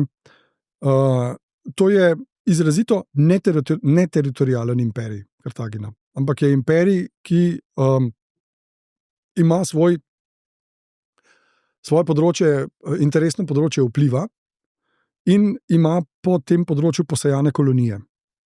Ne? In skoraj bi lahko rekli, da gre pravzaprav za akvatorialen imperij, ne? Se pravi, glavno je morje. Ne? Dejstvo je, da so Rimljani pred drugo vojno z Kartažani provocirali. Ne? Sklenili so dogovor, mednarodni dogovor, po latinsko foidus, z mestom Sagunt. In mimogrede, Sagunt še danes obstaja v Španiji. To je Segundo. Kaj misliš, katero mesto je pa Kartagina v Španiji? Ne vem. Kartagena. Aha. Dejansko špansko ime Kartagena Aha. je Kartagina. Aha. Ne? Tle vidimo to. Tok mal je ostal. Tok mal je ostal. Ime, ampak je ostal. Ja. Ne? Tudi Rimljani ga niso zbrisali, so pustili Kartago, nova Kartagina. Mhm. No, v glavnem, Hannibal, zdaj seveda rimski zgodovinar, ki nam to opisuje, Tit Livy, vse skupaj pripisuje maščevanju. Hannibal je na očetovem grobu prisegel, da bo maščeval krivice iz prve vojne proti Kartažanom. So izgubili posesti v Siciliji. Hannibal je bil general samo, ali je bil kralj? Kaj je bil? Ne, Hannibal je dobil pooblastila Kartažanskega senata, Aha. visoko razvite Oni so imeli tudi civilizacije, senat. tudi senat. Aha. Ne? In dokler mu senat teh pooblastil ni odtegnil, je deloval v skladu s svojimi pooblastili. In dejstvo je, da je Rim širil svoje interesno območje v neprijetno bližino Kartagine. Jasno, da se je Kartagina počutila ogroženo. In genij Hannibala je ta, da je uspel prelisičiti Rimljane, ni šel po morju, kjer so ga čakali z močno mornarico, ki so jo razvijali že v prvi punski vojni, in ni šel po avtocesti, še danes tam teče iz severne Italije v Francijo, mimo Nice, kjer je ena lepa ravnica, kjer bi stali, ne, šel je čez Alpe, kjer ga nihče ni čakal. Dejansko so si morali celo utirati pot, izkrčati prelaze in tako naprej. Sprav, on je šel po celi Španiji, okoli, po celi francoski rivieri, in potem čez Alpe. Sloni, ali kaj?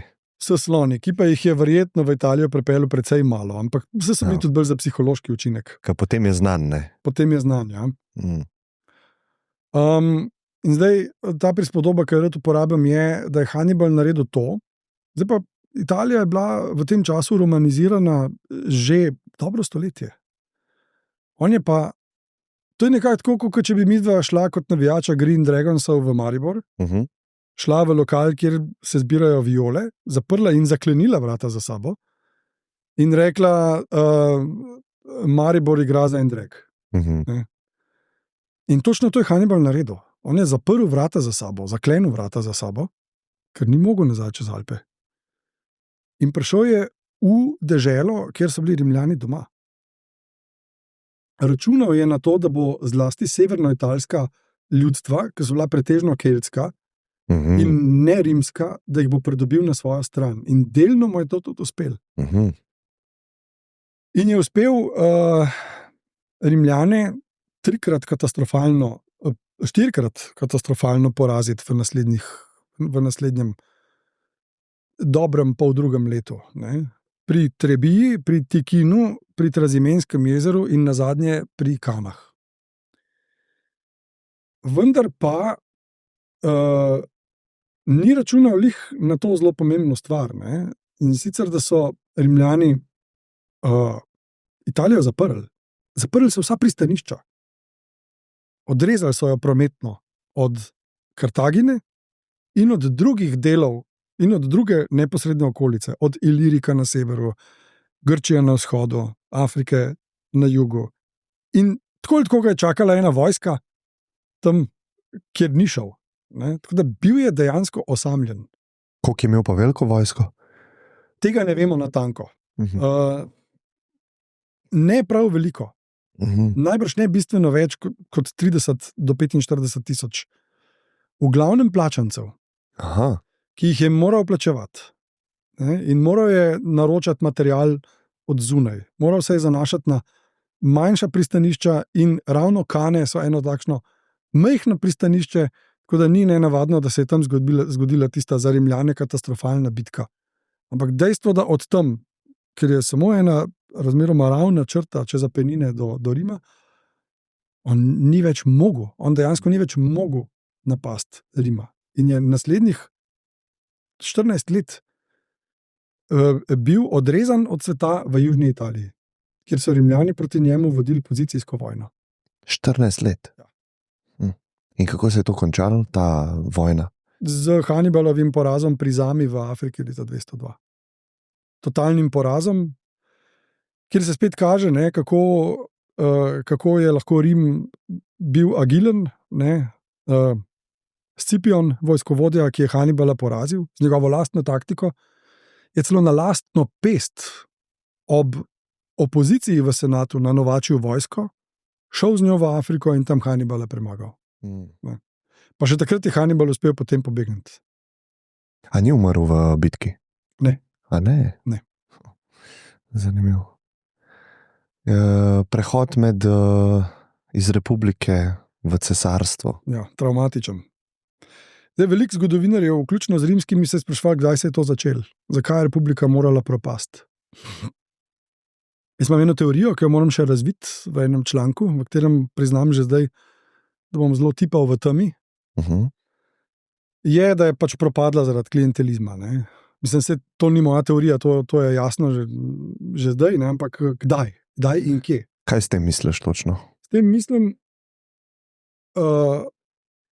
da če ne bo res, se bo pa dobro brali, ne? To, kar bom napisal slej ko prej, je, da je republika propadla, da je dobila prvi smrtni udarec ali pa enega prvih smrtnih udarcev v štabnem šotoru poveljnika mlajšega Scipiona v Španiji, kjer je Rim vodil vojno proti mestu Numantija in tam so sodelovali vsi, ki so kaj šteli naslednjih 40 let. Tam so bili prisotni mladi Tiberij Semproni Gracch, tam je bil prisoten Gaj Mari, tam je bil prisoten afriški princ Jugurta in tako naprej, ki so vsi kreirali rimsko notranjo in zunanjo politiko naslednjih 10, 15, 20, 30, 40 let. Zdaj, rimska družba sama po sebi je klientelno naravnana.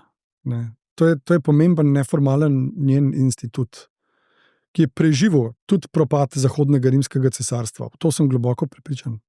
To pomeni, da en politično vpliven Rimljan ima kliente, ki so lahko bogatejši od njega, sam nimajo političnega vpliva. In gre za neko tako neformalno daj-dam ekonomijo. Jaz te poslugo, ti meni denar, jaz te poslugo, ti meni glas, jaz te poslugo, ti meni protiuslugo. In nobenega, mislim, ta redosled dogodkov je pravzaprav jasen. V koncu 2. stoletja se je Rim zapletel v eno zelo nerodno vojno. V Afriki proti nepomembnemu kraljestvu, ki bi ga morali premagati v enem tednu. Se imenuje Numidija. Vojna tam je trajala 7 let. Tako da so se že senatorji sprašvali, pa kaj pa je zdaj to? Tja so najprej poslali enega od najbolj svojih sposobnih generalov, ki se je pisal Metel. Ni mogel nič opraviti. Pol so njega odpoklicali, ko je bil zelo žaljen. So tja poslali že omenjenega Gaja Marija, ki je bil karierni vojak, od navadnega legionarja do generala. In takrat čisto reformiral vojsko, jo je profesionaliziral, začel žeti uspehe. Potem je poudarila ena kriza, in sicer so se germanska ljudstva s severa, tam z območja današnje Danske, začela seliti proti jugu. Rim je bil v paniki in je Marija odpoklical iz Afrike in so mu zaupali obrambo proti tem Germanom, v kateri je bil uspešen. Vojno v Afriki je pa končal njegov prvi poročnik, ki se piše Sula. In Marij je bil strahotno užaljen, ko je Sula za nagrado lahko imel v Rimu triumf. In tukaj se je začel ta neko procesijo. Procesijo. Ja. Razkošno procesijo. Marij se je pa takrat moral proti Germanom vojskovati. Ni bil užaljen, ker je bila njegova zasluga, da so tega Jugurto v Numidiji, da so ga sploh uspeli stisniti v kot. In to ljubosumje med Marijem in Sulo se je končalo z državljansko vojno, ki je trajala več let, končala se je z Marijevo smrtjo. Pravzaprav se ni končala z Marijevo smrtjo. Nekateri Marijevi pristaši so celo pobegnili iz Rima in se na gverilski način naprej vojskovali proti sedanjemu, proti novemu gospodarju, to je bil Sula. ki se je krvavo znesel nad Marijevimi pristaši. Tukaj je bil prvi hud udarec, ki ga je dobila republika. Zdaj, tukaj moramo omeniti, da sta se v tem času že oblikovala dva neformalna tabora v republiki. Eno so bili tako imenovani optimati, se pravi aristokrati, tisti, ki so kaj pomenili, ne? In na drugi strani populari. Ljudska stranka, tisti, ki the haves and the have-nots. Tisti, ki so imeli vpliv in tisti, ki ga niso imeli. In ta Marijeva stran je po porazu proti Suli utrpela hude udarce, ker se je Sula nad njimi krvavo znesel. Med njimi bi moral biti tudi mladi v tem času, komaj 18 let star Gaj Julij Cezar. Cezar je že takrat? Cezar se je rodil leta 100. Ne, ampak ta naziv ali... To je samo ime. To je njegovo ime. To je samo nadimek. Ime mu je bilo Gaj, tako kot ime Gregor. Rodbinsko ime, kot sem jaz pobežin, je bil Julij. Aha. Cezar je bil pa podedovani nadimek. Podedovan nickname. Aha, ok. Ni imel takrat to nobenega pomena. Ne. Tako kot recimo je bil nekdo je bil Scipijo, kar je pomenil preklasti, tako kot se je nekdo pisal Piktor, kar je pomenil malar ali pa slikar, ali pa nekdo se je pisal, ali pa nekdo je imel nadimek, recimo, ne vem, Ciceron, naprimer, to pomeni, Cicero je bradavičar. To so bili neki nadimki, kot danes, recimo, ker imamo še vedno, vsaj jaz, recimo, moja mama je doma iz vasi Šebrelje, hiša se reče pri Bču, kar pomeni pri vodnjaku, in pol je ona bila Marica Bčeva. Tako je bil, tako kot če bi recimo rekel Gaj Julij Cezarjev. Tako nekako. No, v glavnem ta nadimek je bil polnopomenski. V glavnem Cezarju so prizanesli in sicer mu je prizanesel njegov kasnejši kolega in še kasnejši nasprotnik Pompej, ki je preprosil Sulo, da Cezarja pa res ni treba biti. In Sula naj bi dejal, tako piše Svetovni, prav. Ampak boste vi že videli, v tem fantu se skriva nič koliko Marijev. In res, ker spet, da skrajšava zelo dolgo in napeto in zanimivo zgodbo, po tistem, ko je Cezar postal diktator, ko je premagal Pompeja, nekdanjega kolega v prvem triumviratu, je zadal drugi naslednji pomemben udarec republiki. Tretjega so zadali atentatorji, ki so leta 1944 Cezarja ubili. Četrtega je republiki zadal sam senat, ko ni videl, kaj dela, ko je leta 1943 Oktavijanu, Lepidu in Antoniju podelil mandat za ustanovitev drugega triumvirata. Petega je zadal Oktavijan, ko je pustil, da po tistem, ko so že obračunali z Cezarjevimi atentatorji, ko je pustil, da je njegov kolega v drugem triumviratu, Antonij, preganjal največjega zaveznika republike Cicerona in ga dal ubiti. Šestega je spet zadal Oktavijan, ko je pomoril politično opozicijo z rekom: umreti je treba. Ogromno politične opozicije v senatu, da je bil ta senat tako prestrašen, da je ne enkrat, ampak dvakrat Oktavijanu vrnil vsa absolutna pooblastila dana leta 1943, leta 1927 in leta 1923, da je Oktavijan de facto postal leta 1923, ko je dobil tribunsko polnomočje, to je bilo še zadnje, kar mu je manjkalo, prvi rimski cesar. Tako da republika je dolgo umirala, nazadnje je pa umrla brez krika, pod rokami senatorjev, ki so v paniki vračali dvakrat, ne enkrat, ampak dvakrat Oktavijanu vsa polnomočja, ki jih je, vprašanje koliko iskreno, hotel senatu dati, če še sem dost, se ne grem več tega, vsakič so mu v paniki to vrnili.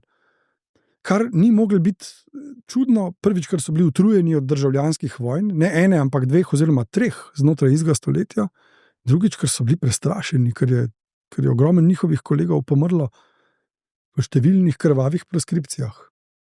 A se zdaj začne neko tako bolj stabilno obdobje? Pol se začne obdobje stabilnosti. Pa tudi največji vzpon doživi ta imperija, ne? In zdaj daleč najhitrejša dinamika širjenja je prehajala v valovih, ne? Ampak izjemno velika dinamika širjenja je bila že v republiki. Ne? Recimo, Ta pa je največji imperij. Največji imperij je pa pod cesarjem Trajanom. Trajan, ki je, dajva preštet, se pravi, Cezarja še ne bova štela za cesarja. Ne? A kaj pa je on bil, Cezar? Pa koliko časa je sploh imel? Cezar je bil diktator. Diktator koliko časa? Ampak, kratek čas bil. To pomeni slaba 4 leta, vse skupaj, če se ne motim. Ampak najbolj je to, da je bila to ustavno-pravna kategorija. Njemu je senat podelil to diktaturo. S to posebnostjo, da mu jo je podelil za neomejen čas. Posebna diktatura in perpetuo, ne? In sploh ni bil prvi. Ne? Tudi Sula pred njim je dobil diktaturo za neomejen čas. Kaj so mislili, da se bojo prostovoljno odrekali, da bojo nazaj dali moč? Ali... Kar se Sula tudi je. Aha. Sula je tudi vrnil to, koliko je mislil, da je vse stvari primerno zrihtal. Je to vrnil. Ne? Predtem je dal pobiti nekaj tisoč senatorjev in drugih aristokratov in vplivnežev. Ne?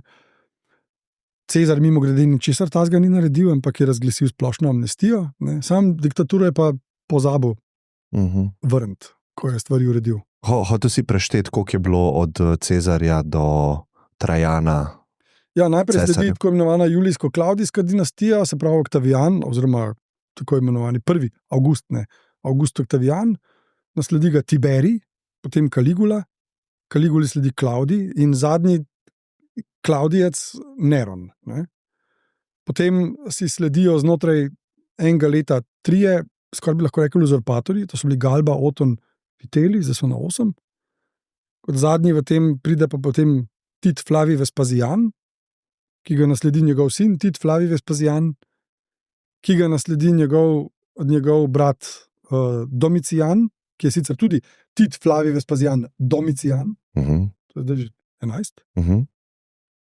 Njemu sledi pa potem, zanimivo, spet od senata nastavljeni cesar Nerva. No, in Nerva nastavi za naslednjega cesarja Trajana. Trajan pa raztegne imperij do največjega obsega. Pripoji mu provinco Dakijo, to je današnja Romunija, in Mezopotamijo. Se pravi, lahko to opiševa z današnjimi državami? Če odpiševa z današnjimi državami, bi rimski imperij obsegal od severa, če greva tako nekako od zahoda proti vzhodu, pa pol nazadnje od vzhoda proti zahodu na jugu, bi obsegal seveda Britanijo, Portugalsko, Španijo, Francijo, dele Nemčije, Belgije in Nizozemske, potem seveda Švico, vse, kar je južno od Donave, ne? Jasno, Italijo, Korziko, Sardinijo, Sicilijo, vse Slovenijo, Madžarsko, Hrvaško, Bosno, cel Ilirik, Srbijo, Romunijo, Bolgarijo, potem Grčijo, kakopak Turčijo, ne? Turčijo, potem pa današnjo Sirijo, Izrael in Palestino, Egipt, dele Arabije tudi, ne? Dele Iraka, ja? Potem pa Egipt, pa vse države Magreba, do vključno, kaj je že tole, zahodna afriška obala. Ne? Vse. Mislim, danes bi bil to ozemeljsko eden, če ne tretji, pa 4., 5. največji imperij, demografsko definitivno bi bil verjetno številčnejši kot mogoče ne kot Indija, ampak takoj za Indijo. Po BDP-ju bi bil prva država na svetu, po vojski bi bil ameriška bi verjetno še vedno bila večja, ampak bi verjetno bil ena največjih vojska. Zanimivo za primerjavo. Ne? Rim je v času, ko je imel največ vojske, je imel mogoče 450,000 mož pod orožjem. Kar je mogoče malo več, kot je imel Napoleon, ki je šel v Rusijo in je vzdrževal ta imperij. Ne? Ja, pa prej sva rekla o Perzicih, ki so napadali, da so bile mogoče take številke, tako da meni se ne zdi to veliko za tak imperij. Rimska vojska je bila majhna. Ampak izgleda res tako dobra pa organizirana. Neverjetno organizirana in najbolj disciplinirana. Veš, kjer, ki si omenil imena, ta Neron mi je stopil ven. Kaj lahko poveva o njemu? Dajva ga opisati z nekaj pridevniki. Pa dajmo, da bomo malo prizanesljivi. Najprej nerazumljen, slabo predstavljen, ampak obenem ekscesen in krvoločen. Zdaj, zakaj nerazumljen? Zaradi tega, ker nam Neron, zanimivo, mogoče dobra istočnica, ki imava družbo tukaj, kako mu je ime? Zen. No, veliko psov je bilo Neronov v preteklosti. Neron je ime, ki... V njegovem času? Ne. Nasploh, v zgodovini je bilo ime Neron pogosto ime za hude pse. Kakšne nemške ovčarje pa tako naprej. Velikih je bilo Neronov. Velikih je bilo Reksov, kar je tudi zlovešča beseda. Pol so pa sultan pa tako naprej. To so imena za hude pse. Ja. In tega ne povem po naključju, zato ker Neron je prvo svojo 5-letko oddelal dobro. Problem je, da je drugih 10 let delal katastrofalno. Mislim, ne več 10, ampak 9. To pa zato, ker je prvih 5 let bil pod močnim vplivom svojega učitelja Seneke, filozofa. Stoik. Ja, vendar obenem potem tudi pod močnim vplivom svoje matere Agripine, ki ga je tudi spravila na oblast, ne? Kot svojega, ne kot Klavdijevega sina. No in potem se pa pri njem tudi ta ekscesnost veča in veča in veča. Vendar do te mere, da so mu verjetno pripisali tudi marsikaj, za kar ni bil kriv. Slaven požar v Rimu, Rim je zgorel večkrat. Ne? In glede na to, da v nasprotju s tistim, kar vidva po forumu, pa tako naprej, je bila večina to lesenih gradenj. To je moral goreti, jasno, kot škatlica vžigalc. Da pa je okrivil kristjane za ta požar, to pa verjetno ni pretirano. Tudi to, da je dal požgati Rim, da bi dobil umetniški navdih, to je larifari, to je romantična fikcija, ki je prišla od poljskega pisatelja Sienkiewicza. To je vse čist popolnoma zgrešeno, ampak te stereotipi so se izjemno hitro prijeli. In udarili v zgodovino. Zgodba s konjem, pa kaj je pripeljal v senat, a sem jaz to kaj zamešal? To je pa Caligula. A je Caligula? Ja, ampak to je bilo tako, ne, to ni izraz neke norosti. To je poniževanje senata. Vi ste eni konji. Kot nek statement, ne? Ja, zato ker princip vladanja v tej fazi cesarstva, principata, ne bi bil vladati, ampak v nekem dogovoru in sozvočju s senatom. Na zadnje je bilo v senatu nekaj 100 visoko izobraženih ljudi, ki so imeli izkušnje. In ko so se rojevali v družinah z izkušnjami in so bili res vrhunsko izobraženi in iz vrst teh senatorjev so prihajali bivši ali sedanji ali bodoči upravitelji provinc, ljudje, ki so res razumeli vodenje države. In pameten cesar je vladal v dogovoru s senatorji, si je izbiral svetovalce iz vrst senatorjev, Caligula ga je pa poniževal, Neron je senat poniževal. Medtem ko drugi cesarji, pametni cesarji, dobri cesarji, so senat razumeli kot koristnega kolega, koristnega sodelavca pri vodenju države. Na zadnje je kar nekaj cesarjev prišlo iz vrst senatorjev. Ne. Nerva je bil, na primer, tak. Tudi prvi nedinastičen vladar, po Neronovi smrti, Galba, je bil iz vrst senatorjev. Nerona so ubili? Neron se je samo bil pod pritiskom, ne, se pravi, ali boš sam, ali bomo pa drugi. Koliko je bil pa pomemben Mark Aurelij? Zelo. Zakaj pa? Na pozitiven in negativen način.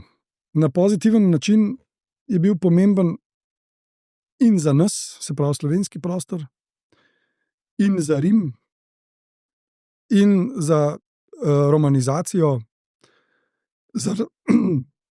za razvoj rimske filozofije in glede odgovornosti za propad rimskega cesarstva. Če greva po vrsti, bil je pomemben prvi zato, ker je bil zadnji od tako imenovanih 5 dobrih cesarjev. Ne? To je Machiavellijev izraz. In je bil še zadnji cesar, ki je vsaj v 2. stoletju še znal vladati tako, da je razumel vlogo senata. Ne? Se je pa soočil z orjaško krizo, za katero ni bil kriv. Kriv je bil njegov predhodnik, njegov adoptivni oče, Antonin Pi, ki ni prepoznal globine trenutka spet. Ne? Ni prepoznal, da se na severnih mejah nabira kriza. Mark Aurelij je pa to takoj razumel. Sicer ne zato, ker bi bil tako strašno pronicljiv, ampak ker je zaupal svojim svetovalcem, ki so bili neverjetno izobraženi, neverjetno izkušeni in so res dobro poznali province, ki so jih upravljali. Tudi iz slovenskih krajev, današnjih je bil en tak, tudi poznamo ga po imenu.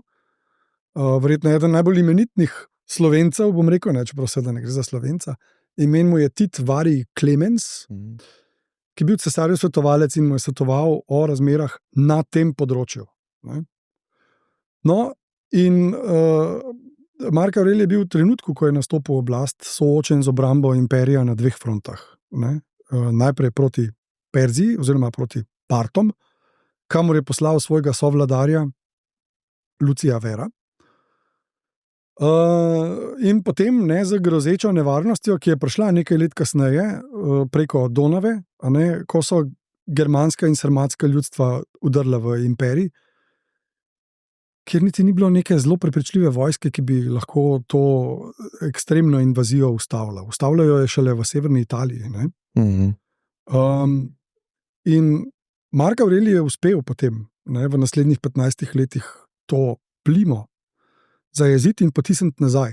Ne. Vojska se je reformirala spet in cesarstvo obranila, ampak nažalost ne za dolgo. Zato, ker je Mark Aurelij pa ni zmogel te energije, da bi se po načelu svojih predhodnikov, Nerve, Trajana, Hadriana in Antonija Pija, da bi se ozrl po sposobnih kolegih, ne, iz svojega anturaža in bi rekel, tale me bo nasledil, ko bom jaz umrl. Ne. Pač pa je prepustil vladavino svojemu sinu, ki je bil 3. v vrsti res slabih in ekscesnih vladarjev. Ne. Len ni se mu dal nadaljevati očetovih kampanj, takoj je končal vojno, sklenil dogovore z temi ljudstvi, z ljudstvi na severni meji, in potem začel vladati izrazito represivno. Ne. Tako da ni seveda nobeno presenečenje, da je potem tudi nasilno končal v zaroti. Ne. In to je bil nek začetek To je bil zatona. Začetek zatona. Ki je trajal koliko časa? Niti zelo sposobni cesarji tega zatona niso mogli ustaviti. Ta zaton je trajal naslednja 3 stoletja. Sicer so bili vmes trenutki, zdaj jasno, tak velik sistem, tako močan sistem, tako bogat sistem, ne, da si bom sposodil besede Cirila Kosmača, ne, rekel, je nekaj napisal, da to je tako, kot če bi hrast poskušal požagati z koso. Dolgo je trajalo. Največja nevarnost, največji sovražniki so bili Rimljani sami sebi. V 3. stoletju, ko je prihajalo do številnih državljanskih vojn, med pretendenti za naziv cesarja. Ne. Takrat so se preveč osredotočali na te državljanske konflikte in premalo na dobro, učinkovito obrambo cesarstva. Kakšni so bili pa neki veliki dogodki v teh 300 letih zatona, ki so res doprinesli k temu? Številne bom brez dvoma pozabil. Najprej prva vojna za nasledstvo po Komodovi smrti, ko je obdobje 5 pretendentov za prestol, iz katerega izide potem Septimij Sever kot zmagovalec. Potem spet en bratomor, njegova naslednika, Karakala in Geta. Karakala ubije Geto in vlada spet tiransko. Pod njim pride do tako imenovane antoninijanske ustave, ko podeli državljanstvo vsem državljanom, vsem prebivalcem imperija, to je en velik pretres. Potem propad severske dinastije in celo obdobje, 50-letno tako imenovanih vojaških cesarjev in obdobje državljanskih vojn. Potem pride kratkotrajno obdobje neke restauracije pod Dioklecianom in njegovim sovladarjem Maksimijanom, ki pa je pravzaprav zelo kratkotrajno in ne uspe zaustaviti, upočasniti, ne pa zaustaviti drsenja proti propadu. Ideja je spet bila zelo dobra, razpršitev oblasti, izkušeni vladarji, pripravljanje naslednjega za vlogo vladanja. Potem spet konflikt med prvo generacijo naslednikov in državljanska vojna, iz katere kot zmagovalec izide Konstantin Veliki. Temu sledi potem relativno kratkotrajno obdobje stabilnosti, ki pa ga jasno spet prekine potem obdobje uzurpacij skozi celotno 4. stoletje.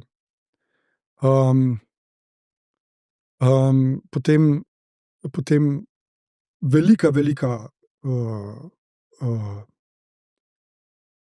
velika travma je poraz proti Gotom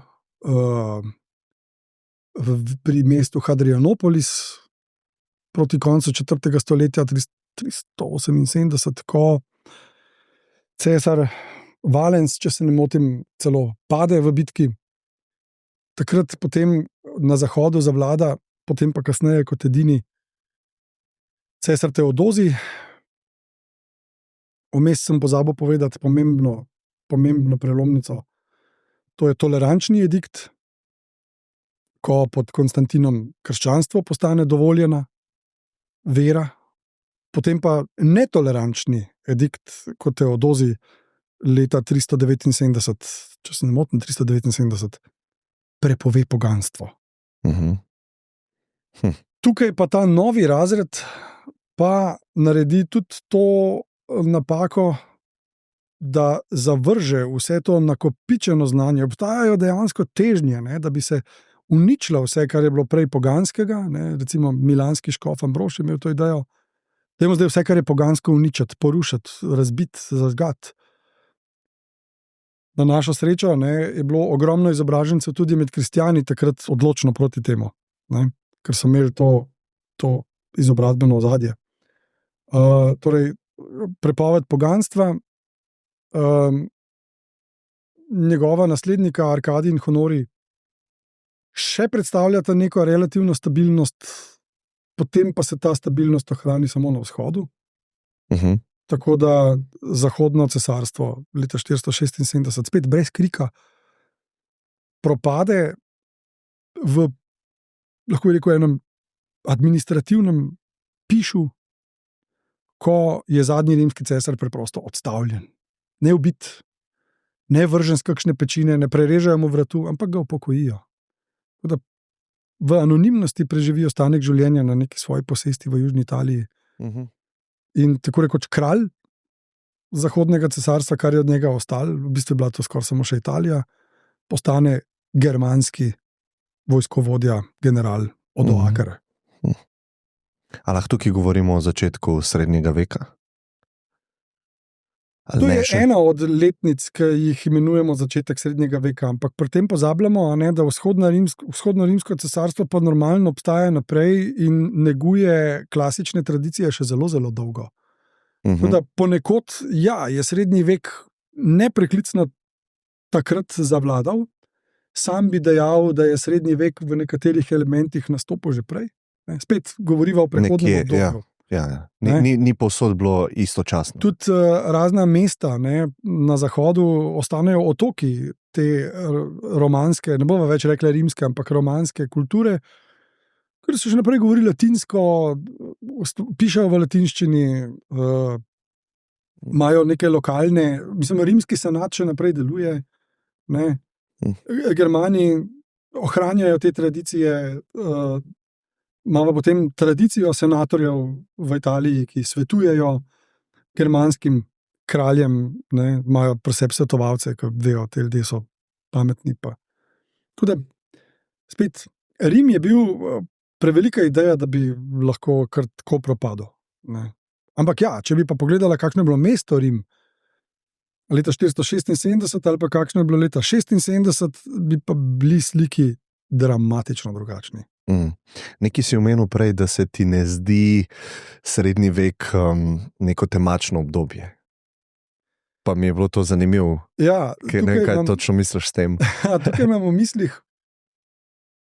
v mislih to, da zdaj seveda besedna zveza mračni srednji vek jasno je humanistična iznajdba. So poskušali reči, mi predstavljamo novo dobo.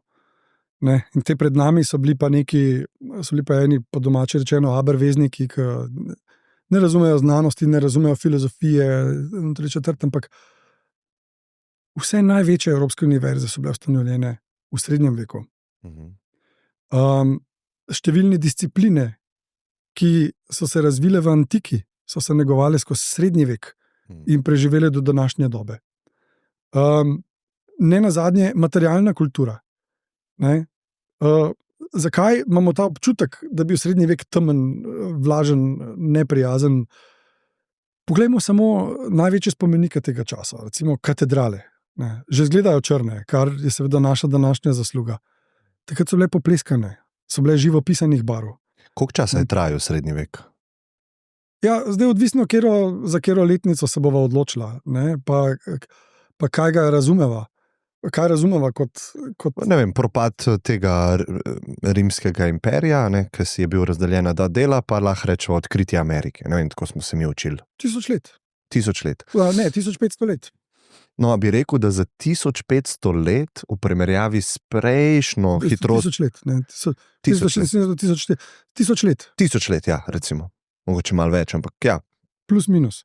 A se ti zdi, da je hitrost razvoja ali pa spremembe življenja, izboljševanja življenja se malo upočasnila v tem obdobju? Kar jaz tako razumem kot nek temačno obdobje, kjer je človeštvo malo nazadovalo v primerjavi s prejšnjimi obdobji, pa s kasnejšnjimi obdobji. Predvsem bi rekel, da se je kasneje veliko hitreje izboljševalo. Mi danes razumemo seveda življenje po hitrosti napredka, tudi tehnološkega. Ampak jaz pa moj dedek živiva drastično drugače. Drastično drugače. Če bi šla pa v tisto obdobje, pa ni nič skoraj drugačne. V tem smislu bi lahko rekla, da je srednji vek eno obdobje ene relativne stabilnosti. Stabilnosti v tem smislu, da so spremembe da so spremembe tako počasne, da se jih... Stagnacije, lahko rečemo? Ali stabilnosti? V tehnološkem smislu gotovo stagnacija. Ne bi si pa upal trditi, da gre recimo za duhovno stagnacijo. Celo, pravzaprav, prej bi si upal temu dosti odločno nasprotovati. Samo če pogledava, kot že rečeno, da jaz nažalost vem o srednjem veku veliko premalo. Več kot jaz. Ampak zdaj, če bi pogledala recimo, kaj so parametri kakovosti življenja. Rekel, da nek kmet v Italiji ni bil leta 1000 absolutno nič na slabšem kot nek kmet v Italiji leta 100. Aha. Pred našim štetjem ali pa našega štetja, pred Kristusom, po Kristusu. En in drug sta po svoje trpela. Ene določene stvari so seveda trpele in nazadovale, kot naprimer vsaj za nekaj časa splošna izobrazba, splošna bralna kultura, ne, odstotek prebivalstva, ki je znal pisati in brati. To je propadalo, ampak zato ni bil sam po sebi kriv srednji vek. Treba vedeti, iz kakšnih nastavkov se srednji vek začne. Ne. Srednji vek mi razumemo kot evropski fenomen, ko je napredno rimska civilizacija nadomestila neka mračna, nenapredna, nazadnjaška srednjeveška civilizacija, pozabljamo pa, da kolikor je rimska kultura in civilizacija na določenih območjih propadala, je propadala seveda med drugim tudi zato, ker so se tja valile trume in trume prišlekov, ki pa jih spet ne smemo razumeti kot neke barbare, ne? Ampak so imeli svoje elite. Ne? Ampak so sabo prinesli nekaj drugega. Enkrat me ena študentka vprašala, da kako to, da naprimer, ne, to se je na slovenskih tleh definitivno zgodilo. Ne? Mesta, kot so Petoviona, Celeja, Emona, ne, z visoko bivalno kulturo. Ne? Kako to, da so pustili ta mesta propast? Ne? Pa se so sabo prinesli nerazumevanje za to. Ne? Oni so sabo prinesli druge bivanske in vedenske vzorce. Jaz nočem reči, da je bilo kaj boljše ali slabše, ampak tako pač je. Neka druga množica je prišla z nekimi drugimi bivanskimi in vedenskimi vzorci, zdaj pri nas recimo se je romanizirano prebivalstvo predtem umikalo v neke višje ležeče kraje, so se spet začele višinske naselbine. Ne? V nekaj desetletjih se pa življenje hitro, drastično spremeni. Zginile so recimo zginile so tiste strukture, ne, ki nam predstavljajo državo. Kaj je začelo zginjati? Začel je zginjati denar, naprimer. Vrnila se blagovna menjava. Pretrgale so se korespondenčne, se pravi epistolarne mreže. Ne? Kdo ti bo pa odpeljal pismo nekam, če ni več pošte? Zginila je redna vojska. Ne? Vemo, da je tam nekje v prvi polovici 5. stoletja pri nas te strukture, ki so bile, te alpske zapore, jih je vojska zapustila. Ne? Ti nisi več videl vojaka, ki ti je predstavljal to, kar nama danes policist. Ne? Samo ena institucija je ostala. Cerkev. Videli so pa duhovnika. Ne? Samo ta je nekako, zato pa je uspela v tem času potem tako povečati svoj vpliv, ne, da je predstavljala za nekaj časa v imaginariju številnih ljudi edino neko lokalno avtoriteto. Ne. Prej so pa ljudje prišli davke pobrati, pa je z njimi vojska prišla, ne, in tako naprej. Ne. Ja, sej jaz bi nekako to označil kot slabšo strukturo ali pa institucije. Tako smo naučeni misliti. Ne? Ja, sej to se glih zdaj sprašujem, ampak vseeno, a ti, če bi si lahko zbral, recimo, moraš zbrati neko obdobje, rodiš se, verjetnost je razpršena, kam se boš rodil, a ne, v kjer sloj, ampak a bi zbral srednji vek ali bi zbral rimski čas? No, to pa ni vprašanje, ne? Ja. Zakaj? Ampak zato, ker te zanima. Ampak spet, kjer je rimski čas? Pa recimo rečemo leto nič ali pa leto 1200, recimo. Leto 1200 je... Kje je več trpljenja, ne? Tako. Leto 1200, ja, se pravim, dvomim, da je leta nič nek italski kmet bistveno manj trpel kot leta 1200. Ja. Dvomim. Zdaj, če smem malo neskromno izbrati, bi se najraješ rodil kot kakšen... Najraješ bi se rodil kot kakšen rimski, če že ne aristokrat, pa vsaj kot pripadnik kakšnega viteške družine, a ne, tak, ki je lahko posegel celo po kakšni imenitni službi v času cesarja Hadriana. To je katero leto? Najljubše. To je med Katero stoletje? 117 in 134, tam nekje. Recimo, da bi se najraje rodil tam leta 120, mogoče tudi prej, no, 110, poznal bi Tacita, zgodovinarja Tacita. Ampak to zdaj izhajaš iz svojega zanimanja zaradi jasno. to obdobje. Ja, jaz sem se bolj osredotočil na Ne, pa tudi sicer ne, v tem blaginjo času, tudi ljudi. sicer je v tem času blaginja največja. Tudi stopnja tega urbanega razvoja je izjemno visoka. Tam proti koncu drugega stoletja tudi Rim doseže to svoj urbanističen vrhunec. Obstajajo celo neki zametki nekih socialnih služb. Tako da to bi definitivno, to predstavlja vrhunec. Ne? Ja, zanimivo. Ja, ne vem, kako naj se ti zahvalim, no, za tvoj čas, pa to, da sva šla čez 4000 let, ne, postopoma. Ne. Moral bi biti jaz hvaležen, ker vsaka priložnost, ko lahko o tem govorim, je dragocena.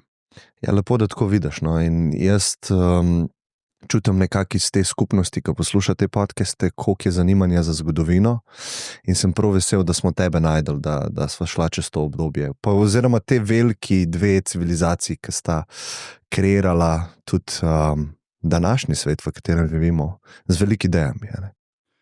Me veseli. Ja, bodi dobro. Enako.